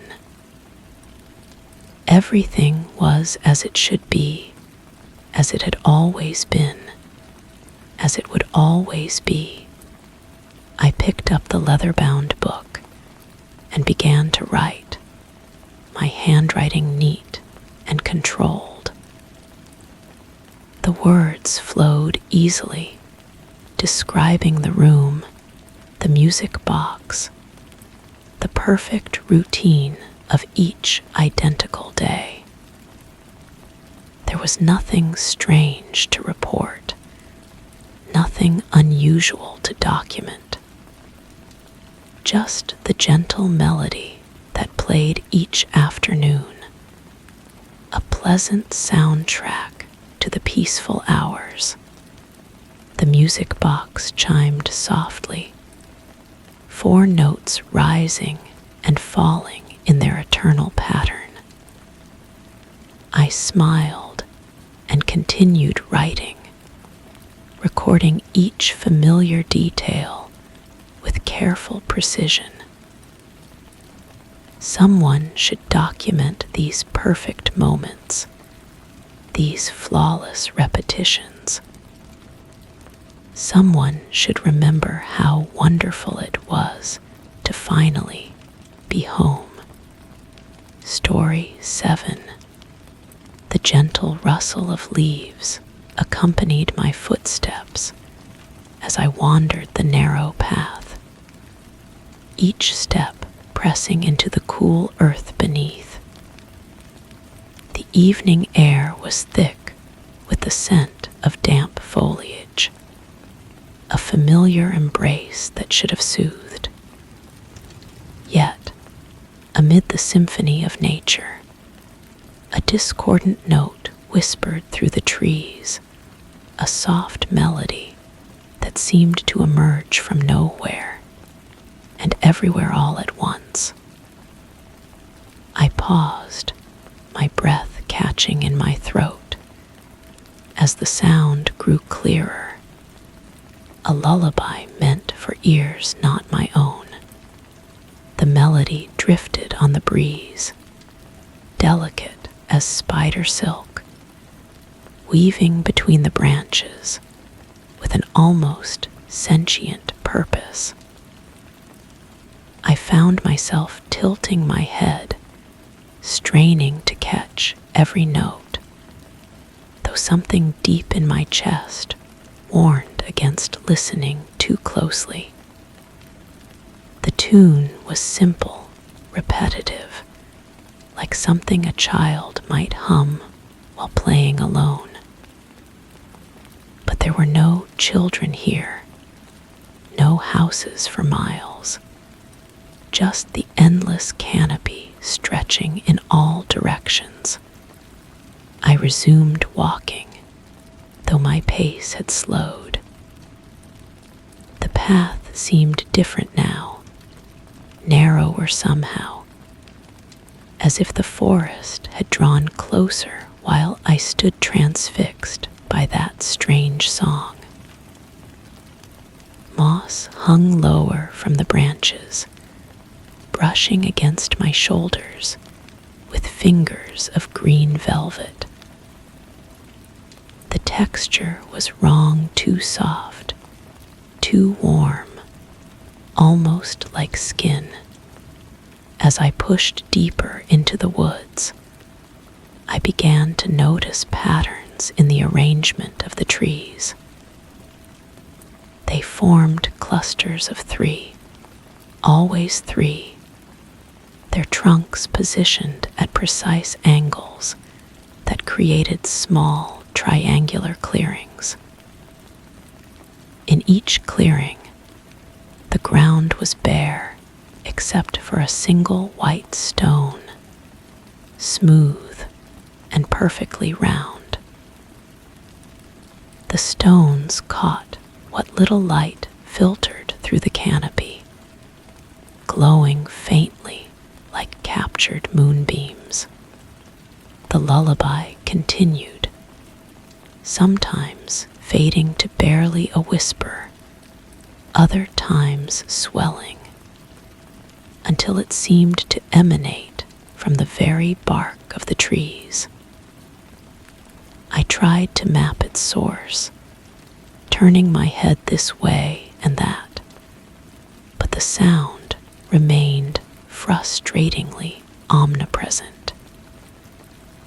It reminded me of something, a half-remembered fragment from childhood, though I couldn't place when or where I might have heard it before. My notebook felt heavy in my jacket pocket. I'd brought it to record observations about the local flora, but now I found myself pulling it out for a different purpose entirely. With trembling fingers, I sketched the triangular clearings, noting the placement of each white stone. The drawings looked crude on paper, but as they accumulated across the pages, a larger pattern began to emerge. The stones weren't random. They formed a sequence, a trail leading deeper into the forest's heart.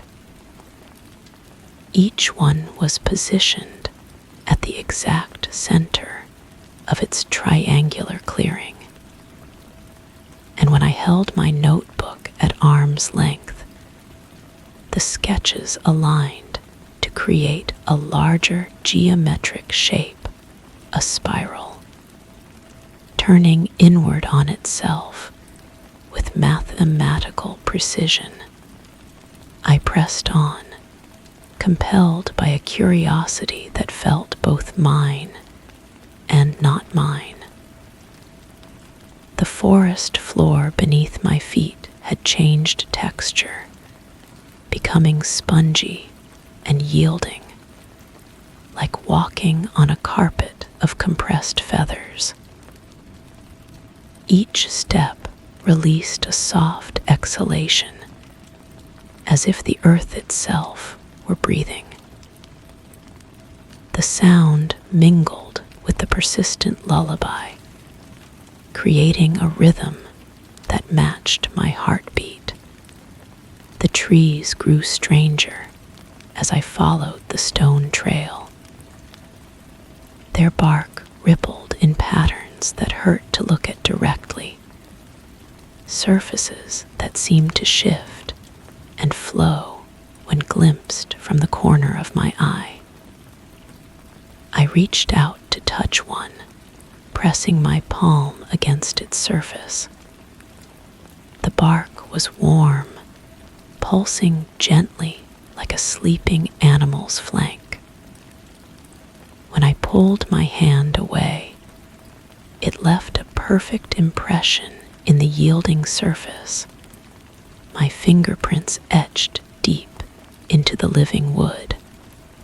I documented everything, filling page after page with increasingly frantic observations.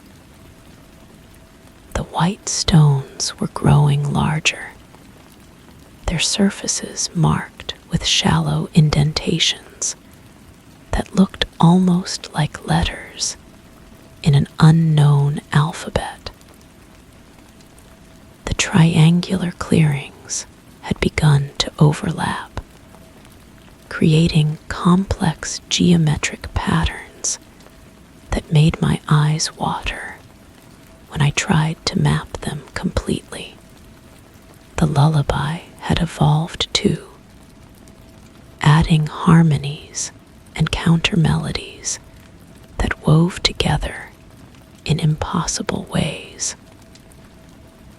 Sometimes I could swear I heard words buried in the music, syllables in a language that felt familiar, yet remained just beyond comprehension. I found myself humming along without realizing it, my voice adding to the forest's strange symphony. Night was falling, though I couldn't remember seeing the sun set. The transition from day to darkness had been so gradual, so seamless, that I only noticed when the white stones began to glow more brightly, casting pools of silver light that revealed details I wished I hadn't seen. The trees were moving, their branches reaching toward each other across the clearings, forming archways and tunnels that hadn't existed moments before. I should have been afraid. Some rational part of my mind screamed warnings, urged me to turn back, to run. But the lullaby had worked its way too deeply into my thoughts, becoming the soundtrack to my own internal monologue. My footsteps had synchronized with its rhythm. My breathing matched its cadence. I was no longer simply hearing the music, I was part of it. The final stone was massive, easily the size of a small building, its surface covered in those strange indentations. They weren't letters, I realized as I approached. They were impressions, handprints and footprints, and the outlines of faces, thousands upon thousands of them, pressed into the stone's yielding surface like signatures in wet concrete. And there, near the base, I found the outline of my own hand, fingers spread wide, palm pressed deep into the white surface. But I hadn't touched the stone yet. I held up my hand, comparing it to the impression. The match was perfect, down to the small scar on my index finger from a childhood accident I could barely remember. The stone had been waiting for me, had known I was coming long before I'd set foot on the forest path. The lullaby reached a crescendo, voices joining from all directions until the very air seemed to sing. I recognized some of the voices, now my mother's alto, my childhood friend's soprano, the bass rumble of a teacher whose name I'd forgotten. They were all here, all part of the forest's eternal song, their voices preserved in the melody like insects in amber. I pressed my hand against the impression in the stone, feeling it give way like warm clay. The fit was perfect, my fingers sliding into grooves that had been carved specifically for them. The stone's warmth spread up my arm, a gentle heat that carried with it a sense of coming home, of finding a place I'd been searching for without knowing I was lost. The forest began to change around me. Or perhaps it was revealing its true nature for the first time.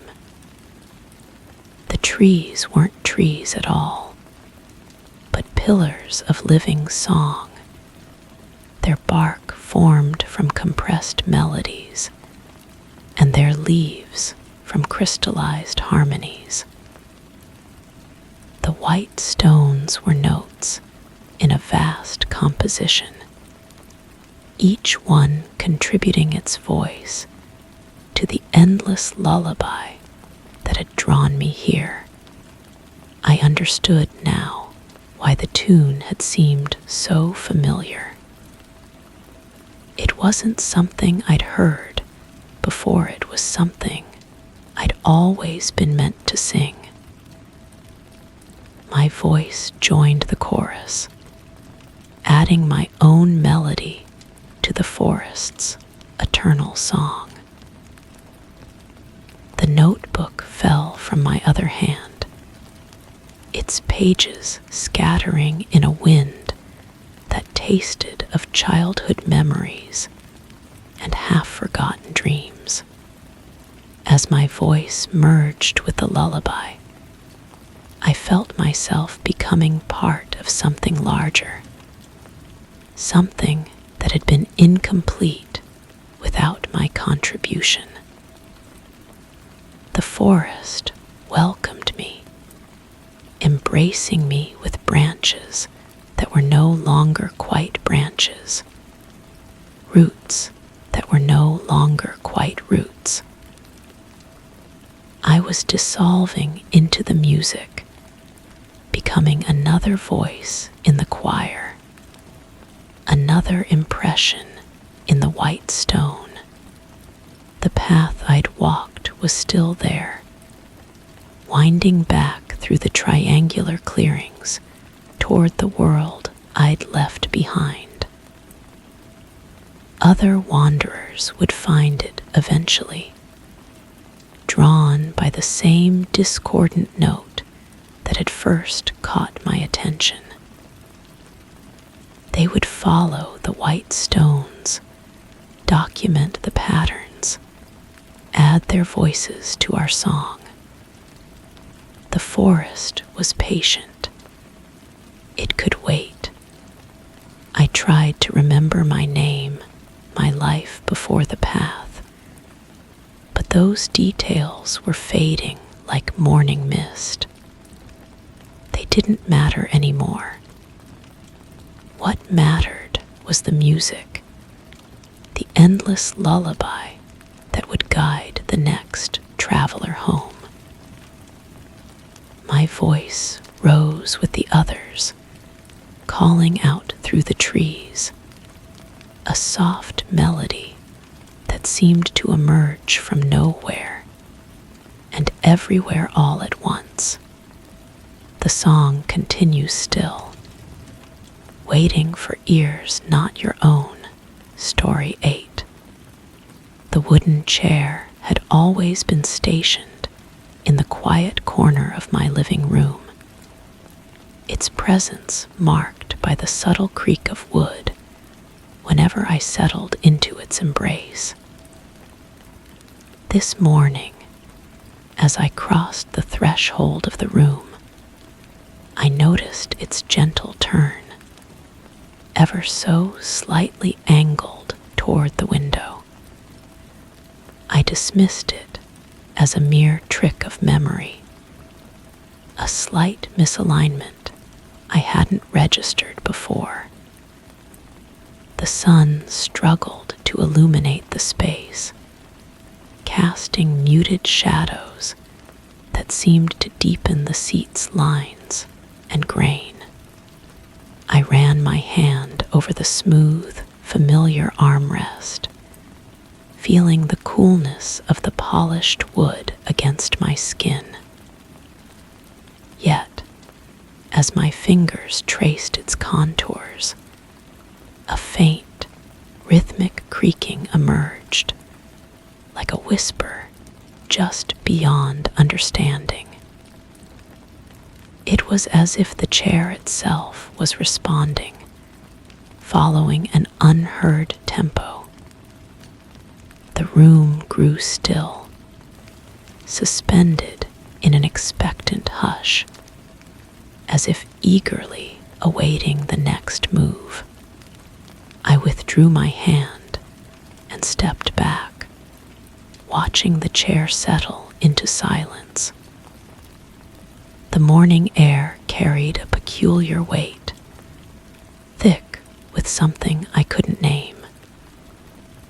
My breathing felt deliberate, measured, as though the room itself was listening to each inhale and exhale. The floorboards beneath my feet seemed to pulse with a warmth that hadn't been there before, and I found myself studying the grain patterns in the wood, searching for something that might explain this shift in atmosphere. The chair remained motionless now, but my eyes kept returning to it.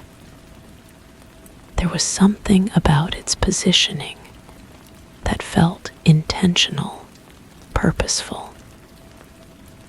The angle toward the window wasn't random, it seemed calculated. as though someone had carefully adjusted it to capture a specific view or receive some unseen signal from beyond the glass. I moved closer to the window, pressing my palm against the cool surface. Outside, the world appeared unchanged, the same overgrown garden, the same weathered fence, the same pale sky that stretched endlessly above. Yet something felt different about the light filtering through the panes. It seemed to bend and curve in ways that defied logic, creating patterns on the floor that shifted when I wasn't looking directly at them. The creaking returned, softer this time, almost musical in its cadence. I turned back to the chair, and for a moment, I could have sworn I saw the faintest impression in the seat cushion, as though someone had just risen from it.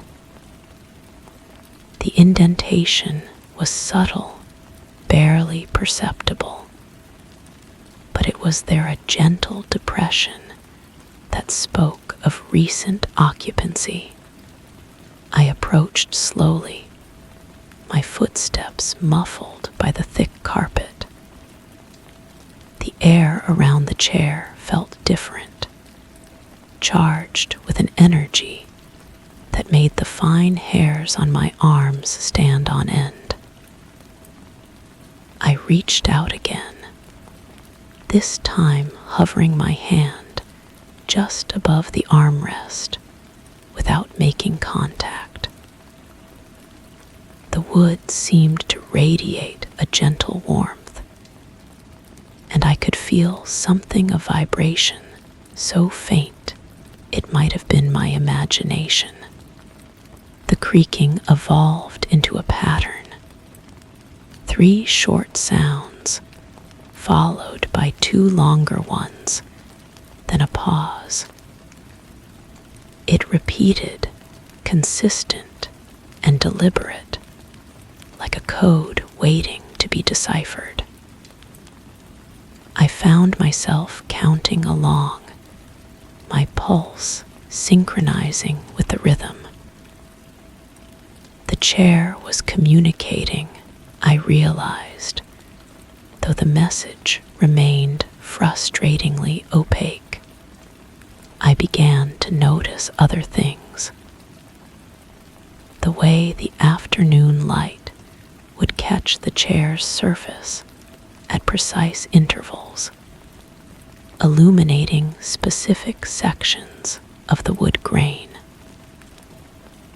The patterns that emerged looked almost like symbols, curved lines, and angular shapes that seemed to shift and rearrange themselves when I blinked.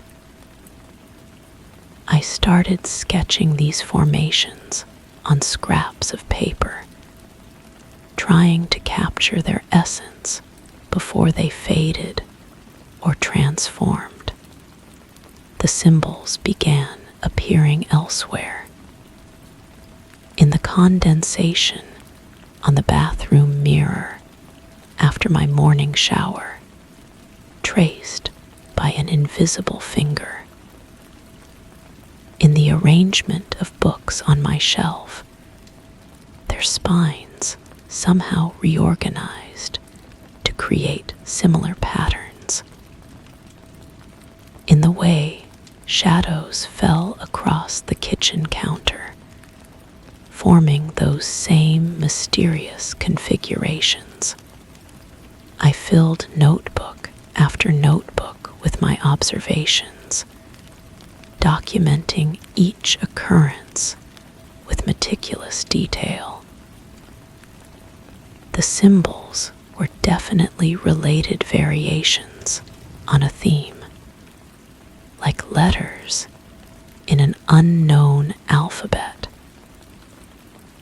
But every time I thought I was beginning to understand their meaning, they would shift, evolve, become something entirely different. The chair's position changed again. Not dramatically, just a few degrees here and there, always when I wasn't watching. I started marking its location with small pieces of tape on the floor, creating reference points that would help me track its movement. But the tape would disappear, or I would find it in completely different locations, as though the room itself was rearranging according to rules I couldn't comprehend. Sleep became elusive. I would lie in bed, listening to the sounds drifting from the living room's soft creaks and sighs that seemed to form conversations in a language just beyond my understanding. Sometimes I would creep to the doorway and peer into the darkness, half expecting to see a figure seated in the chair. But it was always empty, though the air around it shimmered with an almost imperceptible movement. My reflection in mirrors began to disturb me, not because it looked different, but because it seemed to be paying attention to things I wasn't noticing. I would catch my reflected self glancing toward corners of rooms, following movements that weren't there, responding to sounds I couldn't hear. It was as though my reflection was experiencing a parallel version of reality, one where the symbols and patterns held clear meaning, the boundaries between waking and sleeping blurred. I would find myself standing in the living room at odd hours, my hand resting on the chair's armrest, engaged in what felt like deep conversation, though no words were spoken. The wood beneath my palm would pulse with warmth, and I would understand things profound, important things that would slip away the moment I tried to articulate them. My handwriting began to change. The notes I took about the symbols started incorporating elements of their design, my letters curving and angular in ways that felt foreign yet familiar. I would read back what I had written and find passages that seemed to have been composed by someone else, someone who understood the chair's language fluently. The room itself was transforming. Walls that had once felt solid now seemed permeable, as though they were made of something more fluid than plaster and paint. I could press my hand against them and feel them give slightly, responding to my touch with a warmth that pulsed in rhythm with my heartbeat. The floor had developed a subtle curve, creating the impression that I was standing in a bowl rather than a rectangular space. Colors began to shift throughout the house. The familiar blue of my bedroom walls would occasionally flicker to green, then back again. So quickly I questioned whether I had seen it at all.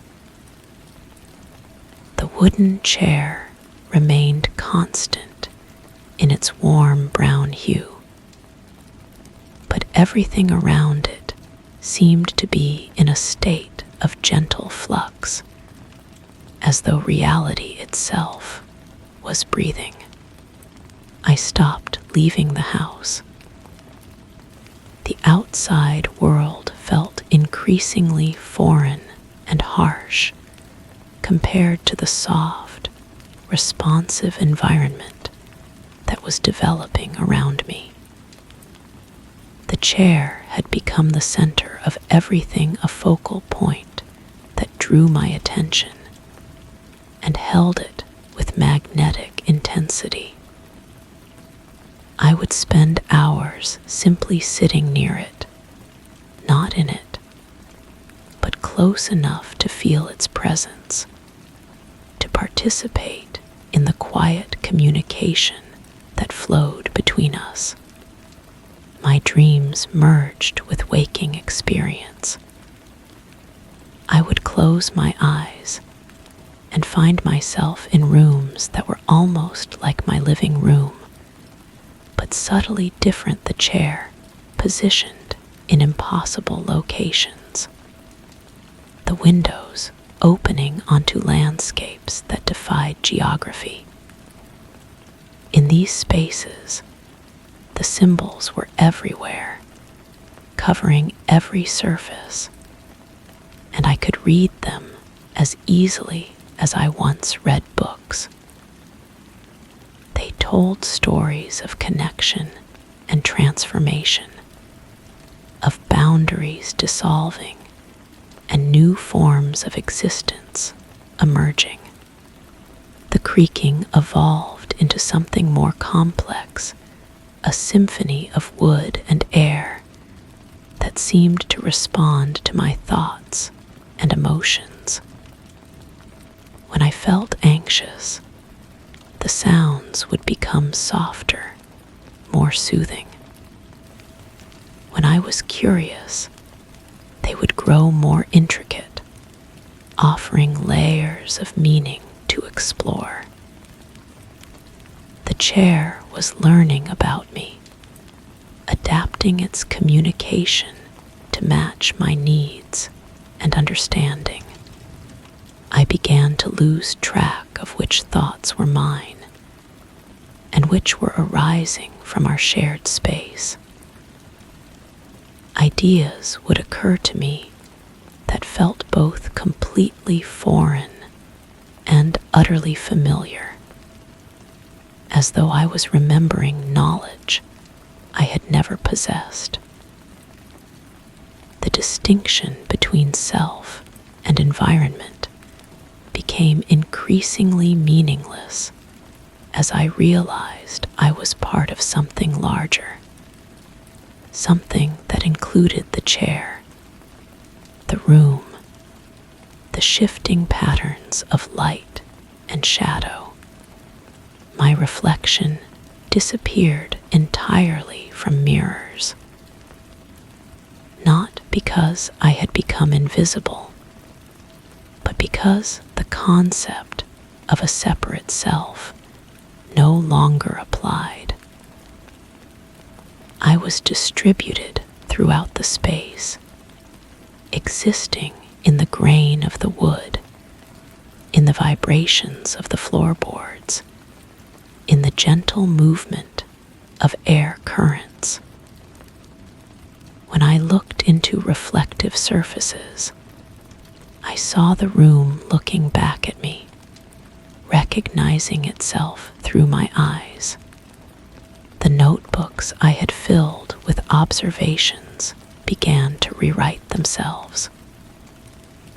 The words would rearrange on the pages when I wasn't looking, forming new sentences that captured insights I hadn't yet reached.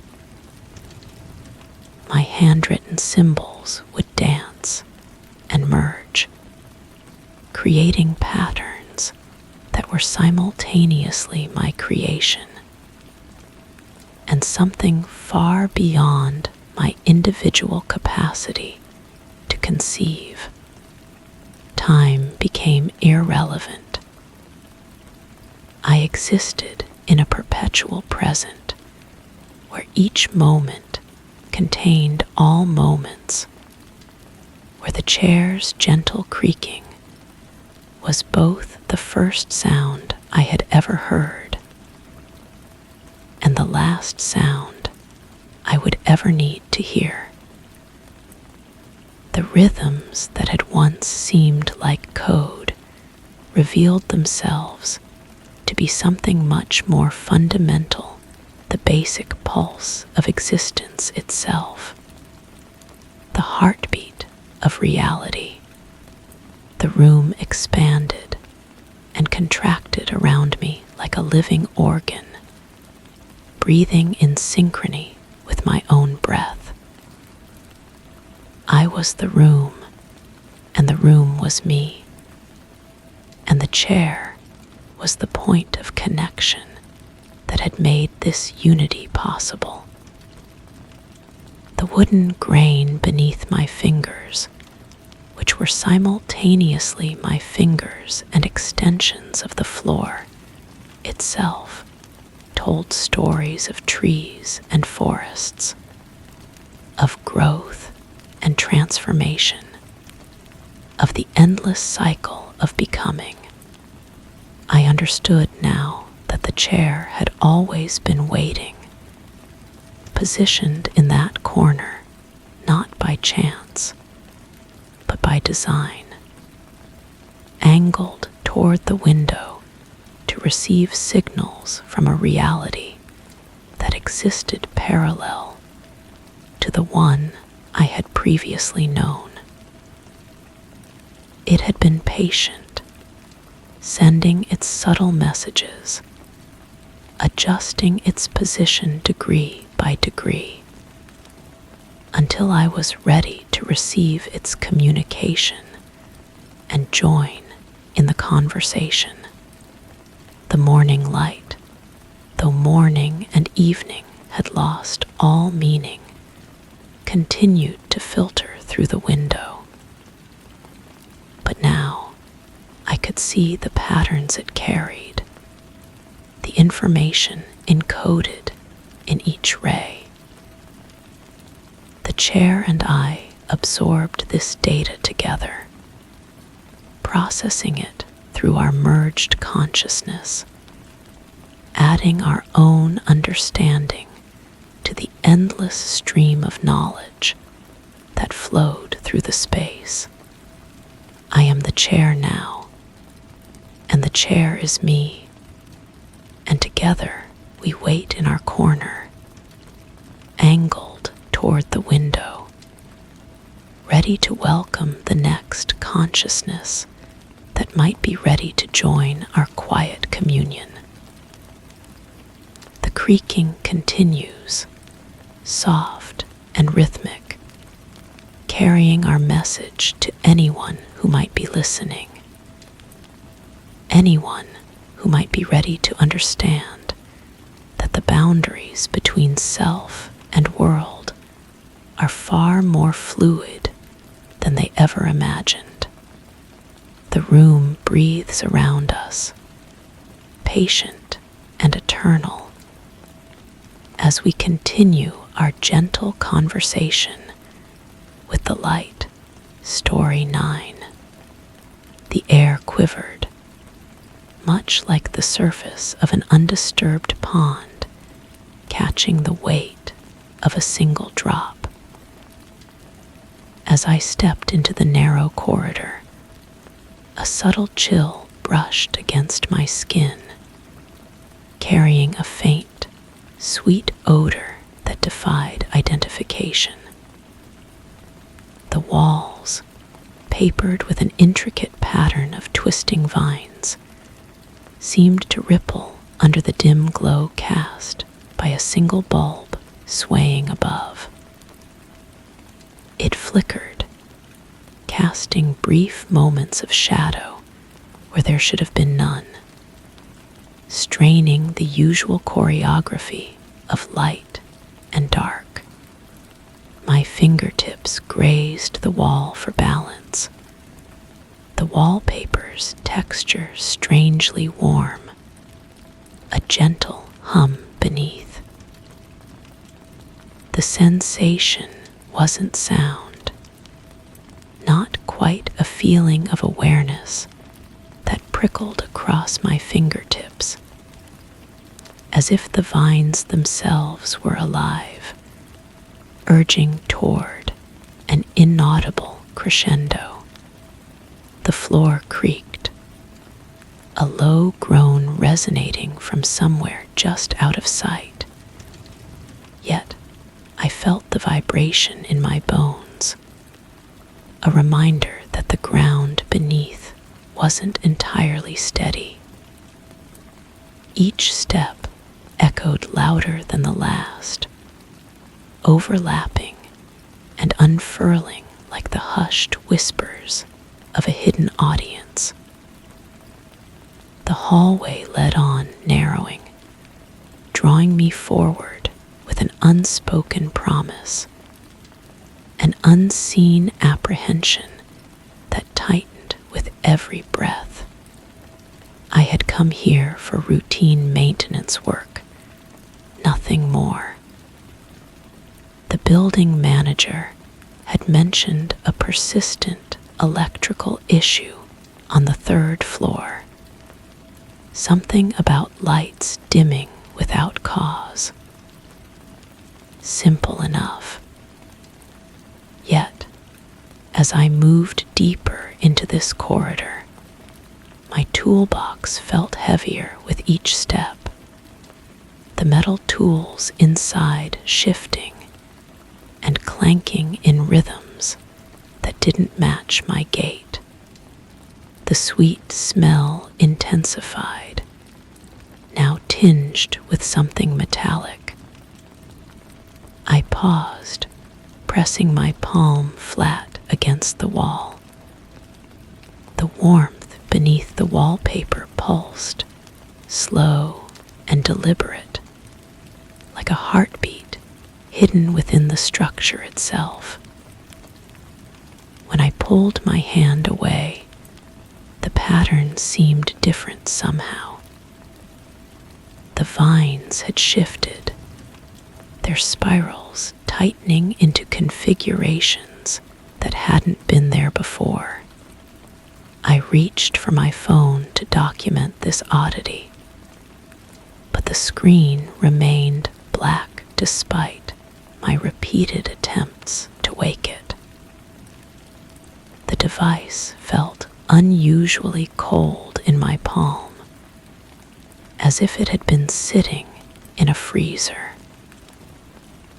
I shook it gently, hearing components rattle inside that shouldn't have been loose. A door appeared ahead, painted the same shade as the walls, but distinguishable by its brass handle, which gleamed despite the dim lighting. I approached cautiously, noting how the temperature dropped with each step. My breath began to mist, though the building's heating system had been functioning normally when I arrived. The handle turned easily, too easily, as if it had been expecting my touch. Beyond lay a small room filled with outdated electrical panels, their metal surfaces beaded with condensation. The air here carried a different quality, thicker somehow, pressing against my eardrums with each breath. I set my toolbox down, the sound echoing strangely in the confined space.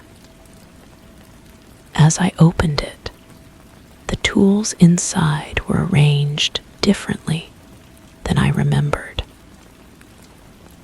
My screwdrivers lay in perfect parallel lines, though I distinctly recalled tossing them in haphazardly after my last job.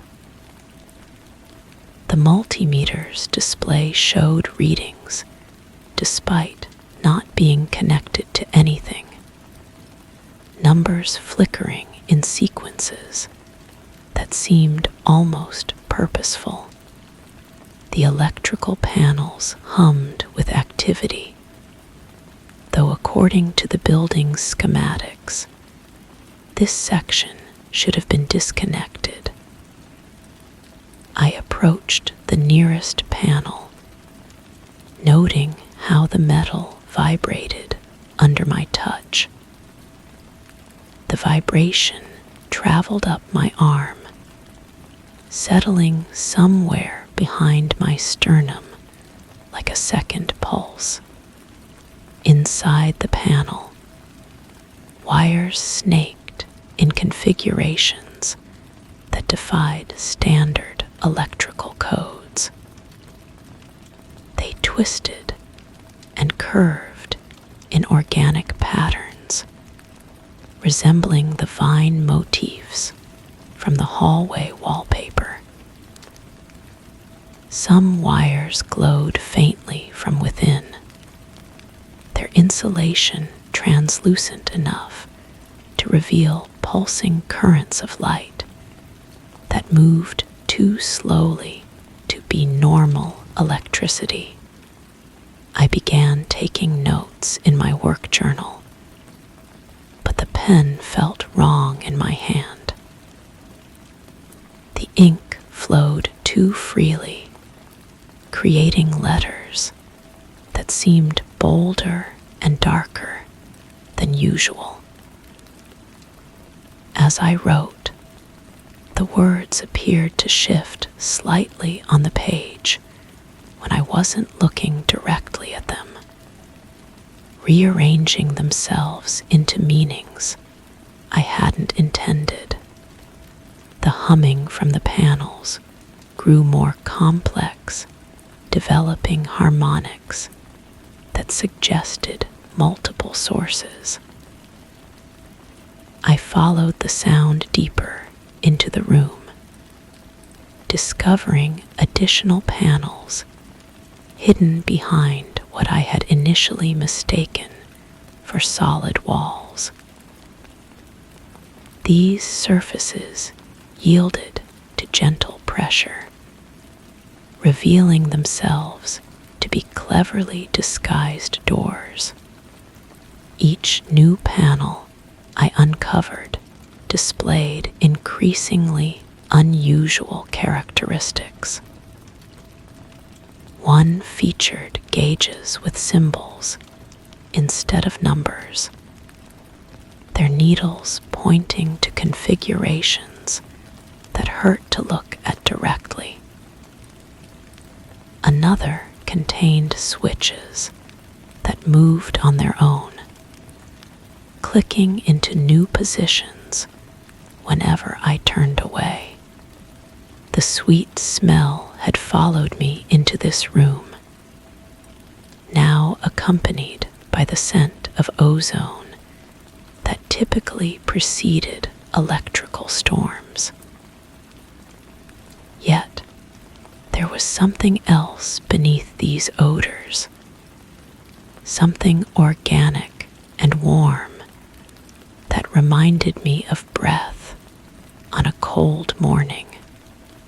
I attempted to photograph the unusual wiring with my phone, but the camera produced only static-filled images. The static wasn't random, though. It formed patterns that seemed to mirror the vine motifs throughout the building, swirling and branching in ways that suggested deliberate design. As I worked, I became aware of a subtle sound emanating from the walls themselves. It resembled whispers, but pitched so low as to be felt rather than heard. The sensation crawled along my spine, raising the fine hairs on my neck. When I pressed my ear against the wall, the whispers became clearer, though the words remained incomprehensible. The temperature continued to drop, and I noticed my breath wasn't the only source of mist in the room. Vapor seemed to seep from the electrical panels themselves, carrying with it that persistent, sweet smell. The mist moved with purpose, flowing in streams that defied the room's ventilation patterns. I decided to test one of the unusual switches, documenting my actions in my journal as I worked. The moment my finger made contact, the entire room shuddered. The vibration wasn't violent, but it was unmistakable, as if the building itself had taken a deep breath. The lights dimmed, then brightened, then settled into a rhythm that matched the pulsing I had felt in the walls. In this new illumination, the room revealed details I hadn't noticed before. The walls bore faint impressions of the vine pattern, as if the wallpaper from the hallway had left its mark on every surface it had ever touched. My tools began to behave strangely.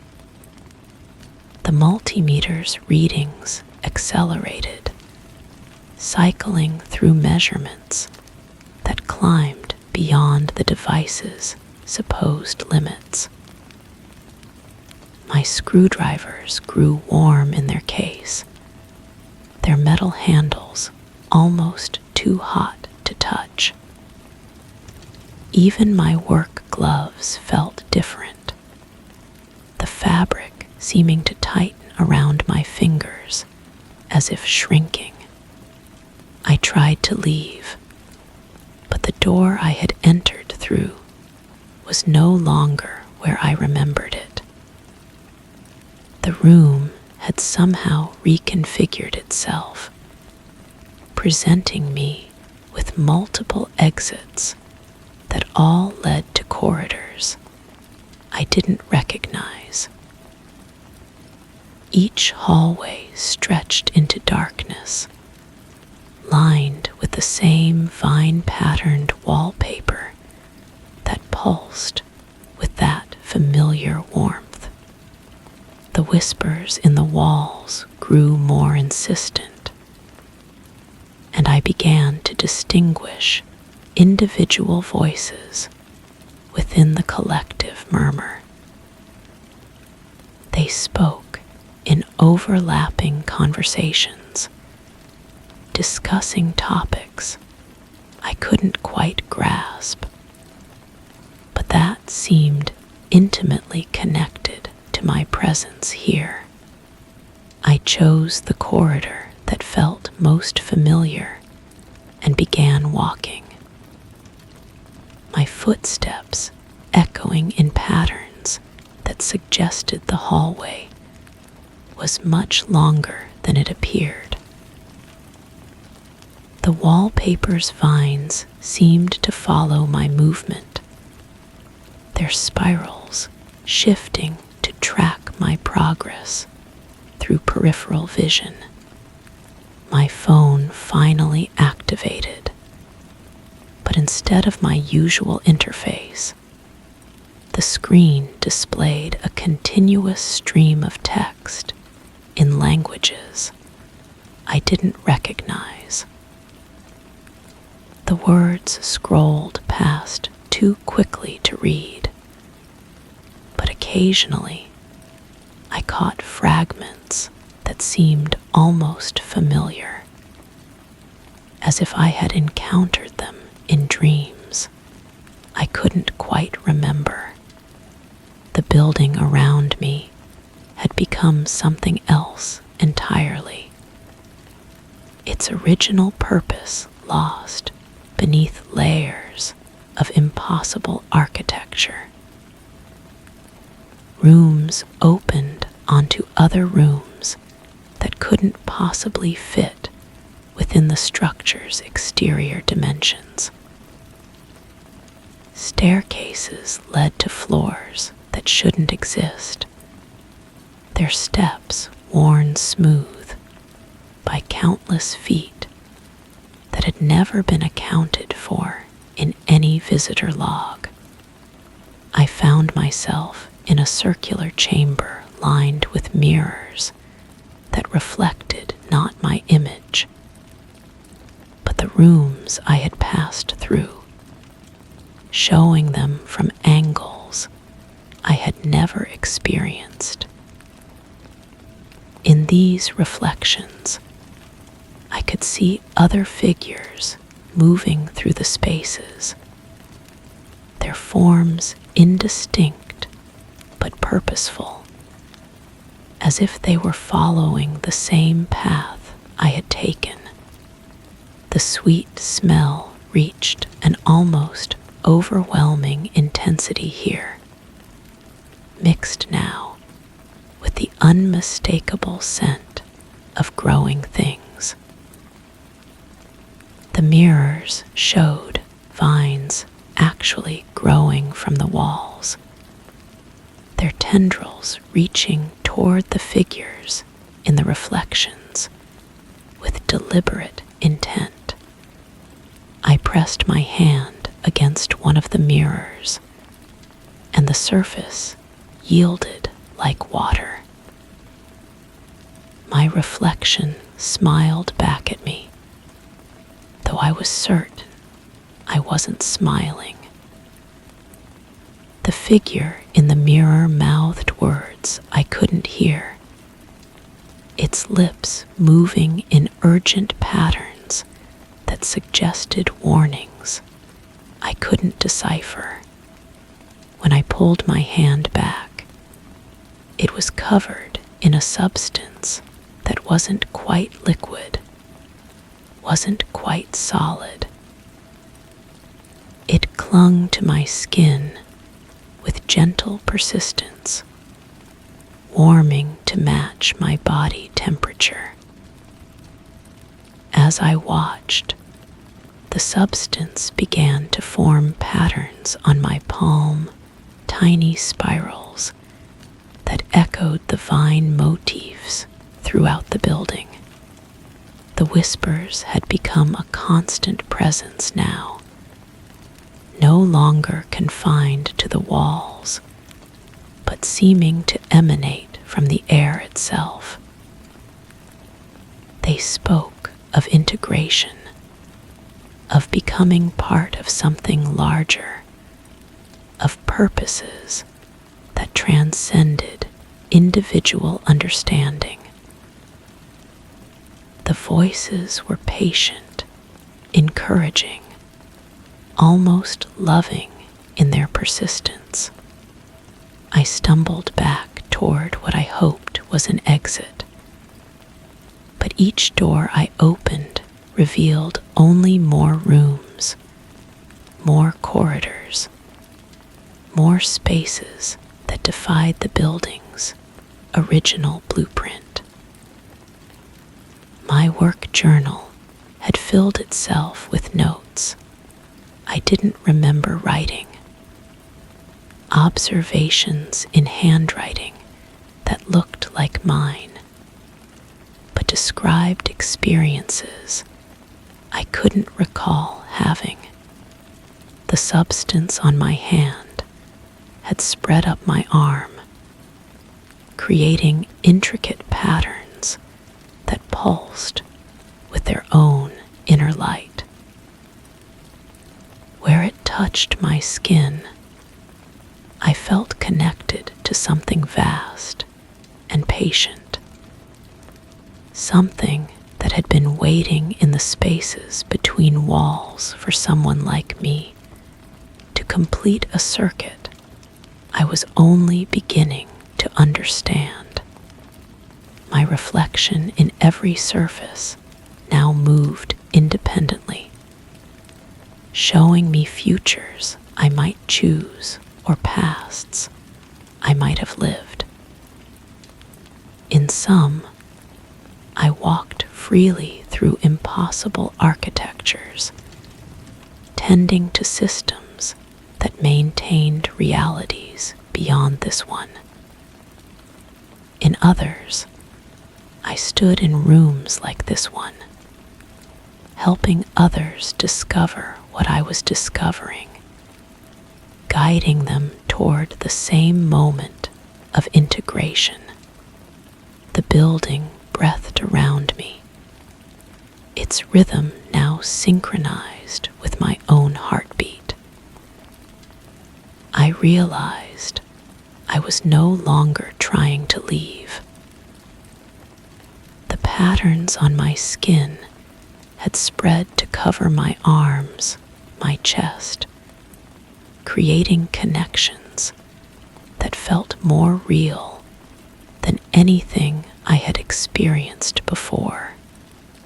The whispers resolved into a single voice, warm and familiar, speaking words that bypassed my ears and settled directly into understanding.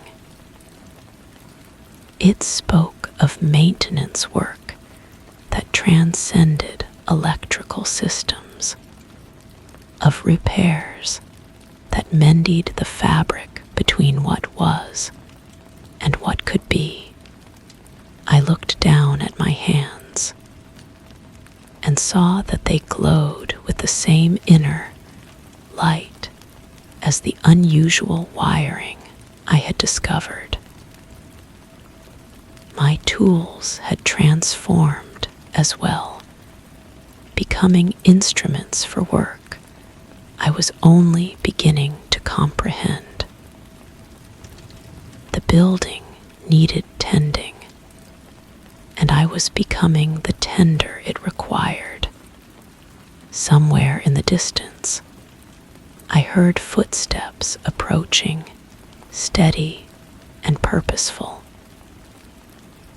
Another maintenance worker, perhaps, called to investigate another routine electrical problem.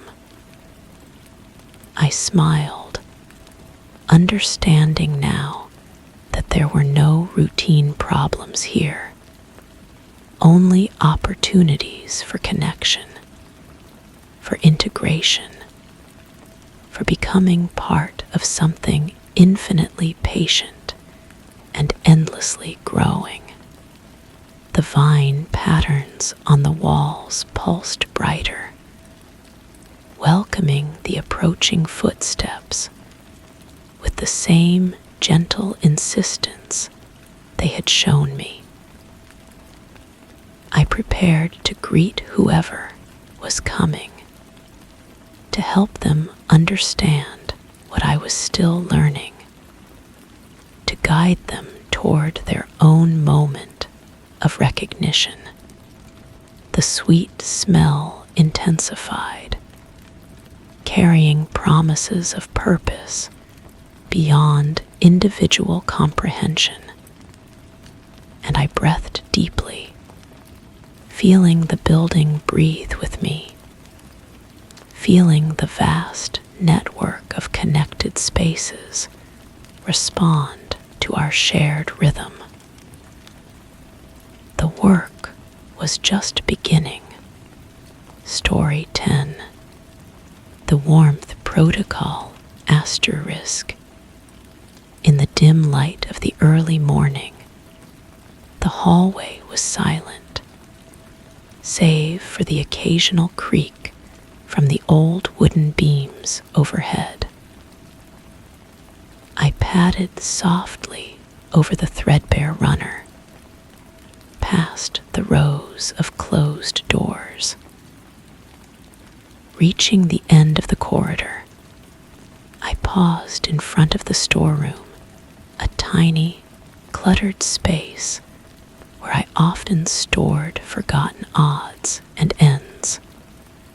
Reaching for the brass doorknob, I felt its cool surface beneath my fingers, a sensation as familiar as the quiet hum that seemed to resonate through the walls. But today, it felt different, unusually warm, as if someone had just released it. My hand hesitated, lingering on the smooth metal, sensing a faint vibration that pulsed once before fading into stillness. The warmth persisted, incongruous against the morning chill, and for a moment, the air felt thick with an unspoken presence. I released my grip, stepping back, the doorknob gleaming innocently under the pale light. Section 1. Personal Observation Protocol initiated. The purpose of this documentation is to record anomalous sensory experiences for further analysis. Current environment: residential building, upper level corridor, approximate temperature 62 degrees. Mental state: alert, focused, no indicators of distress or impairment. The primary anomaly involves tactile sensation. The brass doorknob exhibits temperature variance inconsistent with ambient conditions. Surface temperature estimated at approximately 85 degrees, significantly warmer than expected. No visible heat source identified. No electrical components detected in immediate vicinity. Additional notation: faint oscillating sound present throughout corridor. Frequency appears consistent, approximately 42 cycles per minute. Sound quality resembles distant conversation, though no other occupants are present in the building. This audio phenomenon has been observed previously, but never documented. Physical examination of doorknob reveals no irregularities. Brass surface shows normal oxidation patterns. Handle mechanism functions normally. No unusual odors detected. Proceeding with standard environmental assessment. Section 2. Secondary observations recorded. The oscillating sound mentioned in previous section has increased in clarity. Individual tones now distinguishable, forming what could be interpreted as interrogative patterns. The rhythm suggests questioning intonation, though no actual words can be identified. Temperature variance in doorknob persists. Warmth now extends to surrounding metal fixtures along the corridor. Door hinges light switches, and picture frame corners all exhibit similar thermal anomalies. Pattern suggests gradual expansion of affected area, new sensory data, olfactory component detected.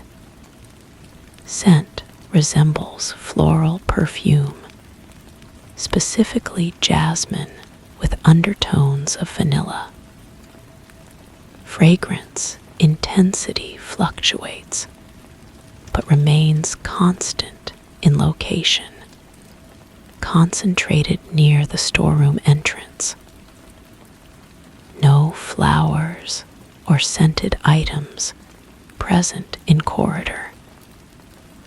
Building ventilation system examined, no external sources identified. Visual observations remain normal. Lighting fixtures function as expected, though occasional dimming noted. Duration of dimming episodes: brief, irregular intervals. Mental acuity remains stable. Cognitive function tests self-administered show normal results. Section 3. Continued monitoring reveals progression of anomalous phenomena. The questioning sounds have developed more distinct characteristics. Tonal variations now include what appears to be expectant pauses, as if awaiting responses. I have not provided any verbal reactions, maintaining observational objectivity. Tactile sensations have expanded beyond temperature variance.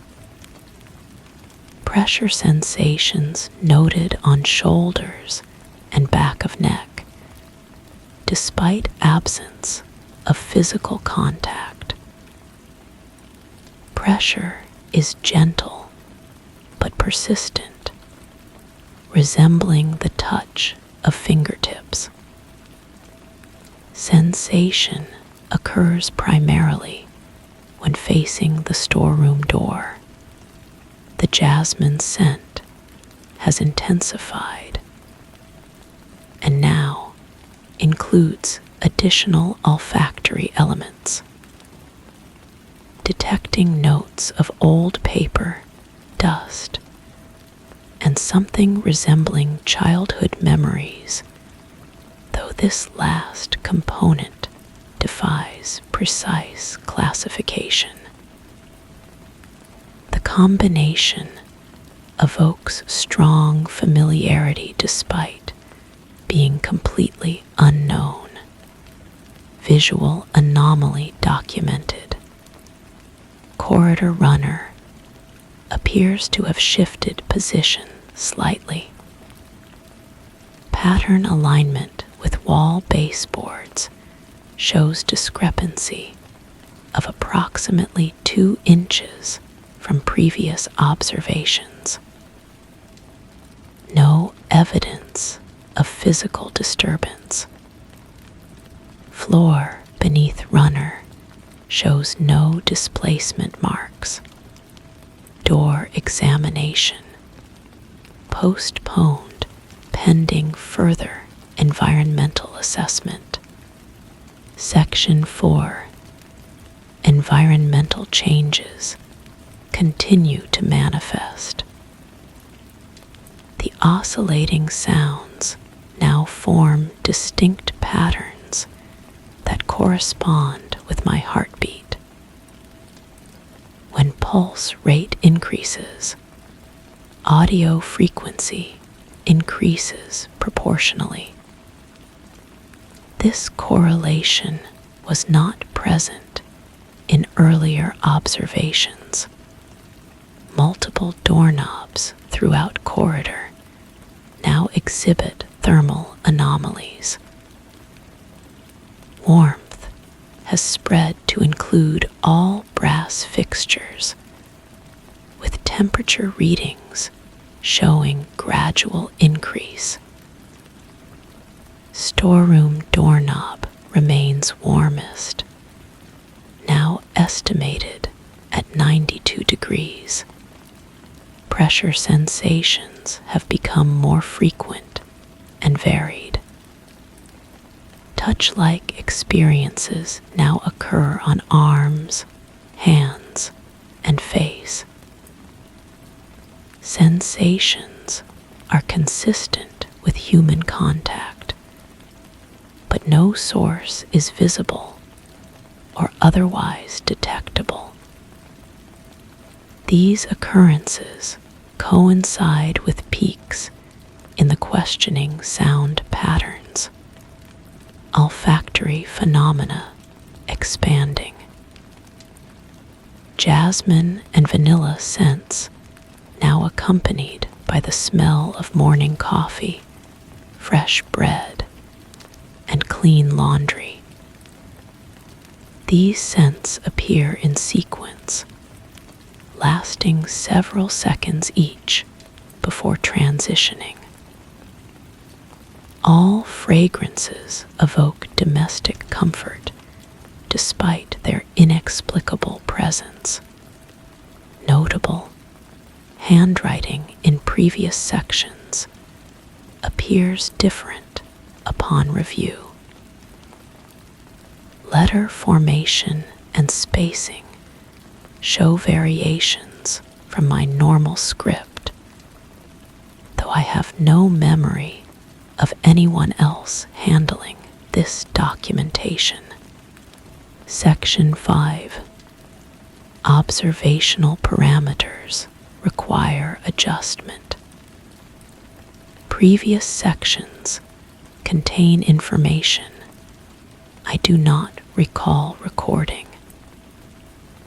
Specifically, references to pulse rate correlation and handwriting analysis.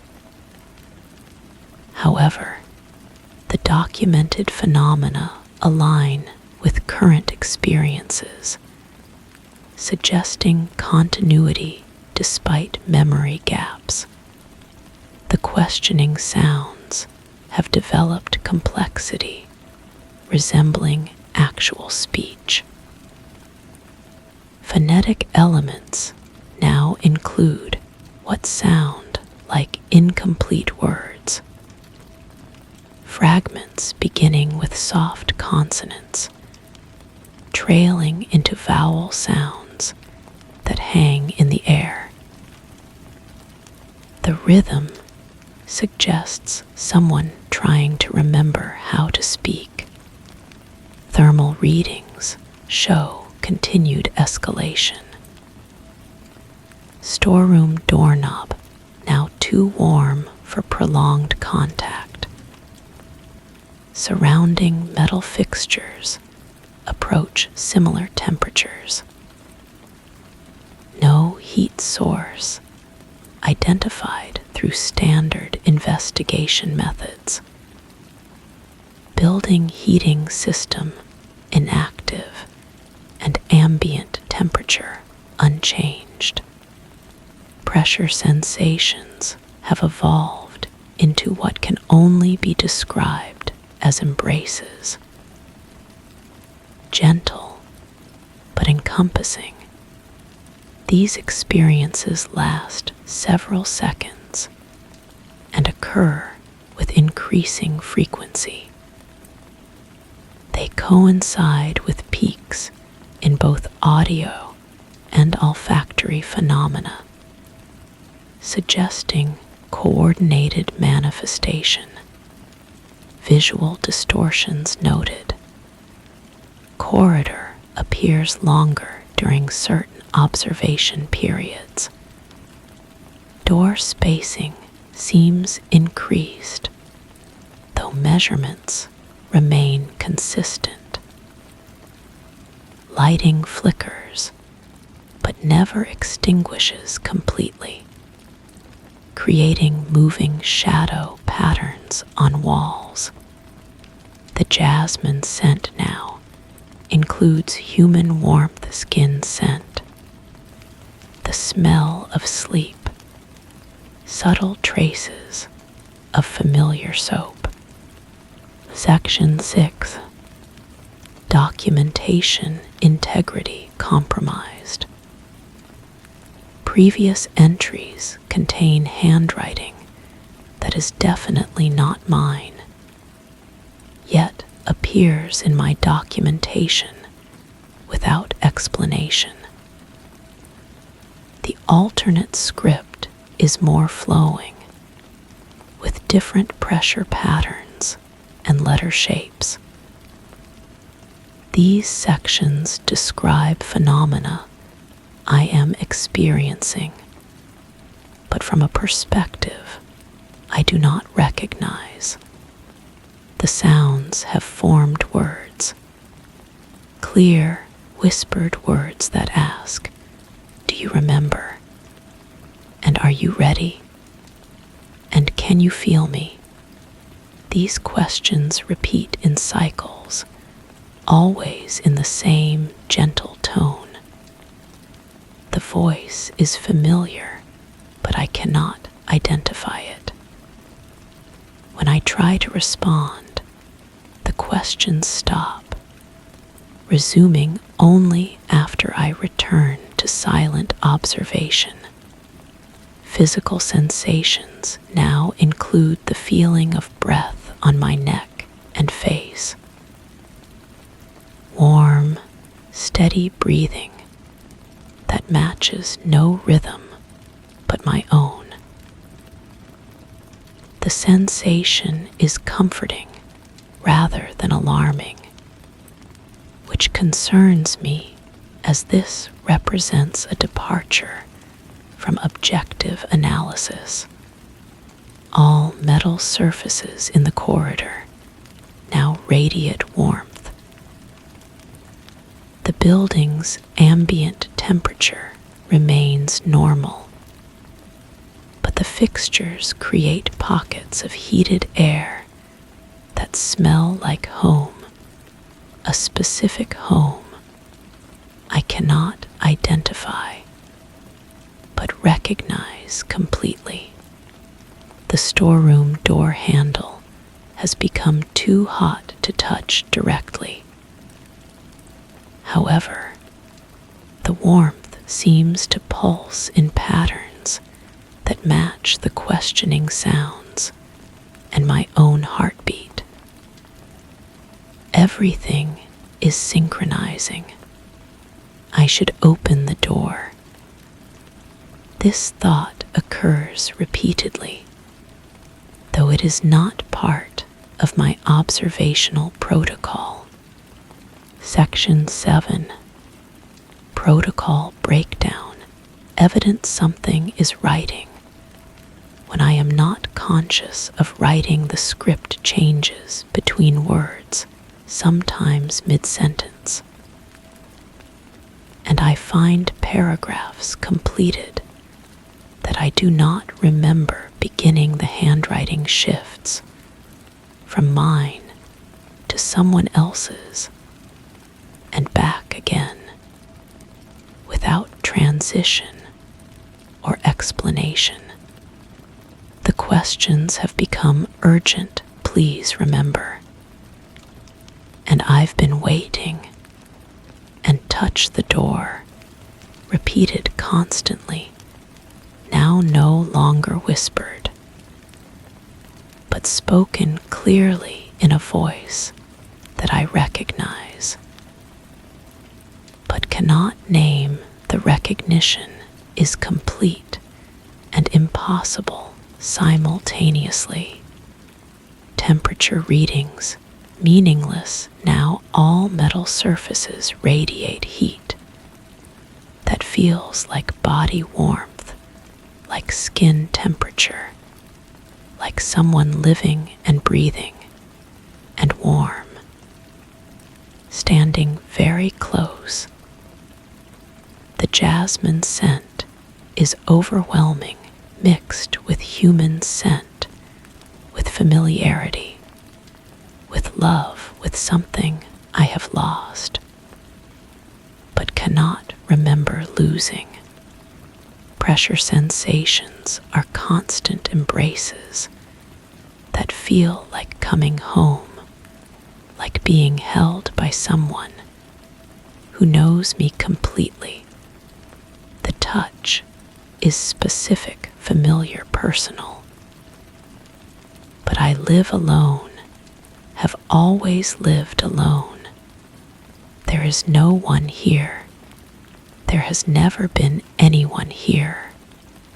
The corridor stretches and contracts, breathing like lungs, like something alive. The doors multiply and decrease. The runner shifts, colors, and patterns. The light flickers in rhythm with heartbeat, with breathing, with the pulse of warmth from the brass surfaces.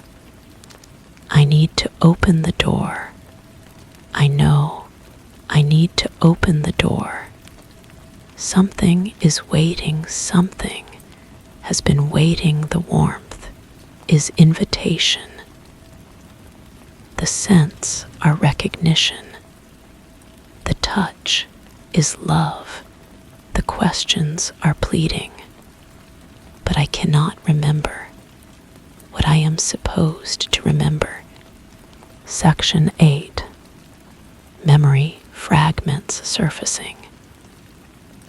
Images of someone moving through this corridor, touching these same surfaces, breathing this same air. Someone who belonged here, who made this place home. The jasmine scent is their perfume. The warmth is their touch, lingering on surfaces they handle daily.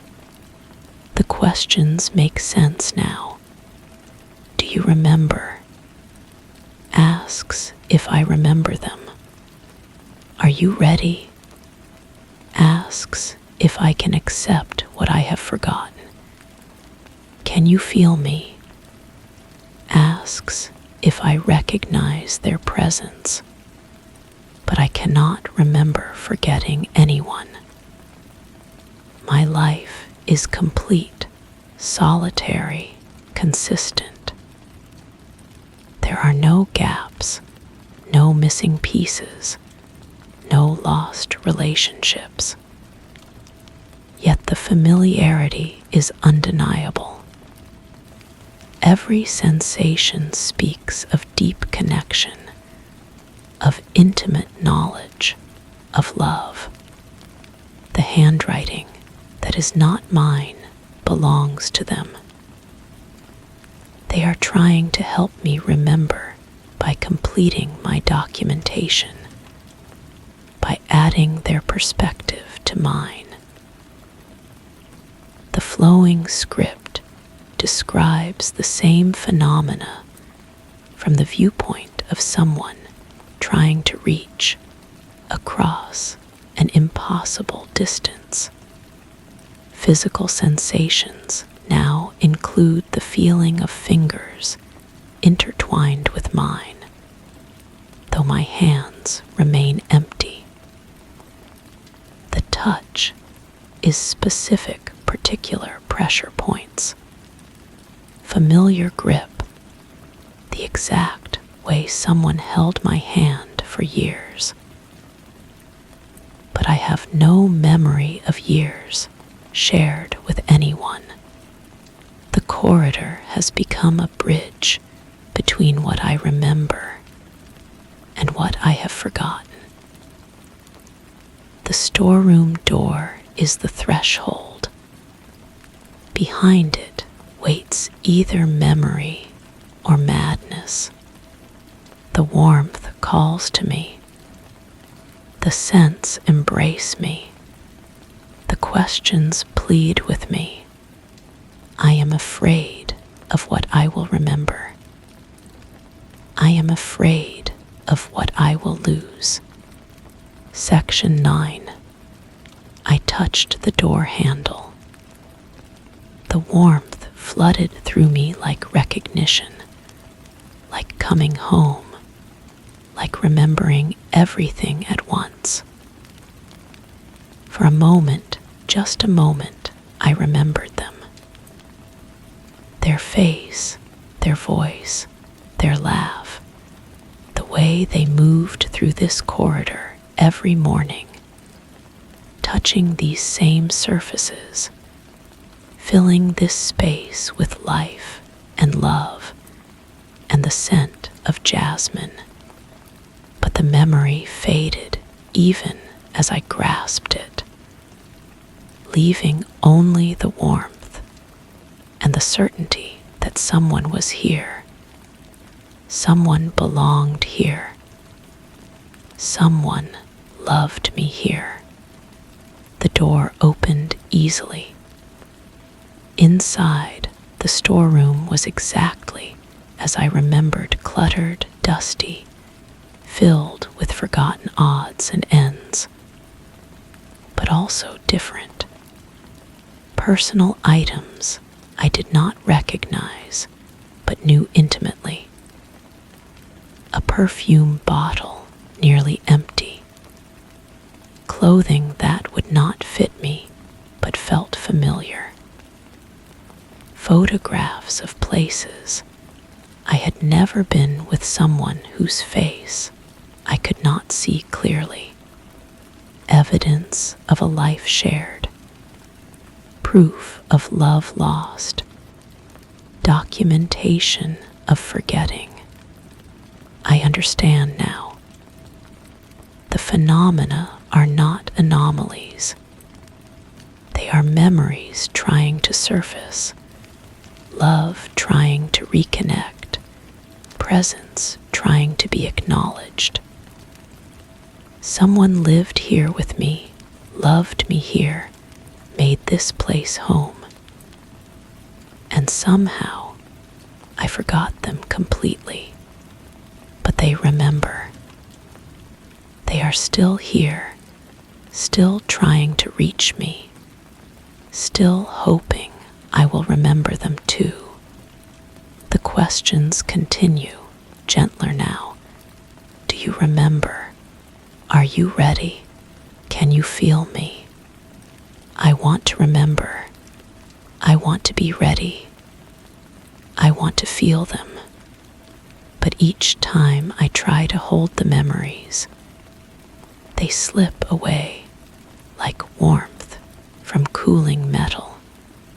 Section 10. Final documentation. I no longer know what is real and what is constructed by my need to explain the unexplainable. The evidence suggests someone shared this space with me, loved me here, belonged here. The sensations suggest their continued presence, their persistent attempts to reconnect. But my memory contains no trace of them. My life shows no evidence of their existence. My heart carries no conscious grief for their loss. Yet the warmth persists. The questions continue. The familiar scents linger. The loving touch remains. I have two possibilities. I am experiencing elaborate hallucinations brought on by isolation and psychological distress. Or I have somehow forgotten someone so completely that only their ghostly presence remains to remind me they existed. Both possibilities terrify me equally. The handwriting in this documentation shifts between mine and theirs. Sometimes I am writing. Sometimes they guide my hand. Sometimes I cannot tell who is forming the words. The collaboration feels natural, as if we have always written together, always shared thoughts and observations, always been two perspectives in one voice. I will leave this documentation where it can be found. If I am losing my mind, it will serve as evidence of my decline. If I have truly forgotten someone, it will serve as proof of their existence and their love. The questions have stopped asking and started answering. You will remember. You are ready. You can feel me. I think they are right. I think I am beginning to remember. I think the warmth is spreading from the metal surfaces into my heart, carrying with it the love I forgot and the person I lost. Or perhaps they are beginning to remember for both of us. I no longer know who is writing these final words, but I feel the writing must continue. The documentation must be complete. The love must be recorded. The memory must be preserved, even if I am the only one left to remember it, even if I am not alone in remembering it, even if I am no longer the one doing the remembering.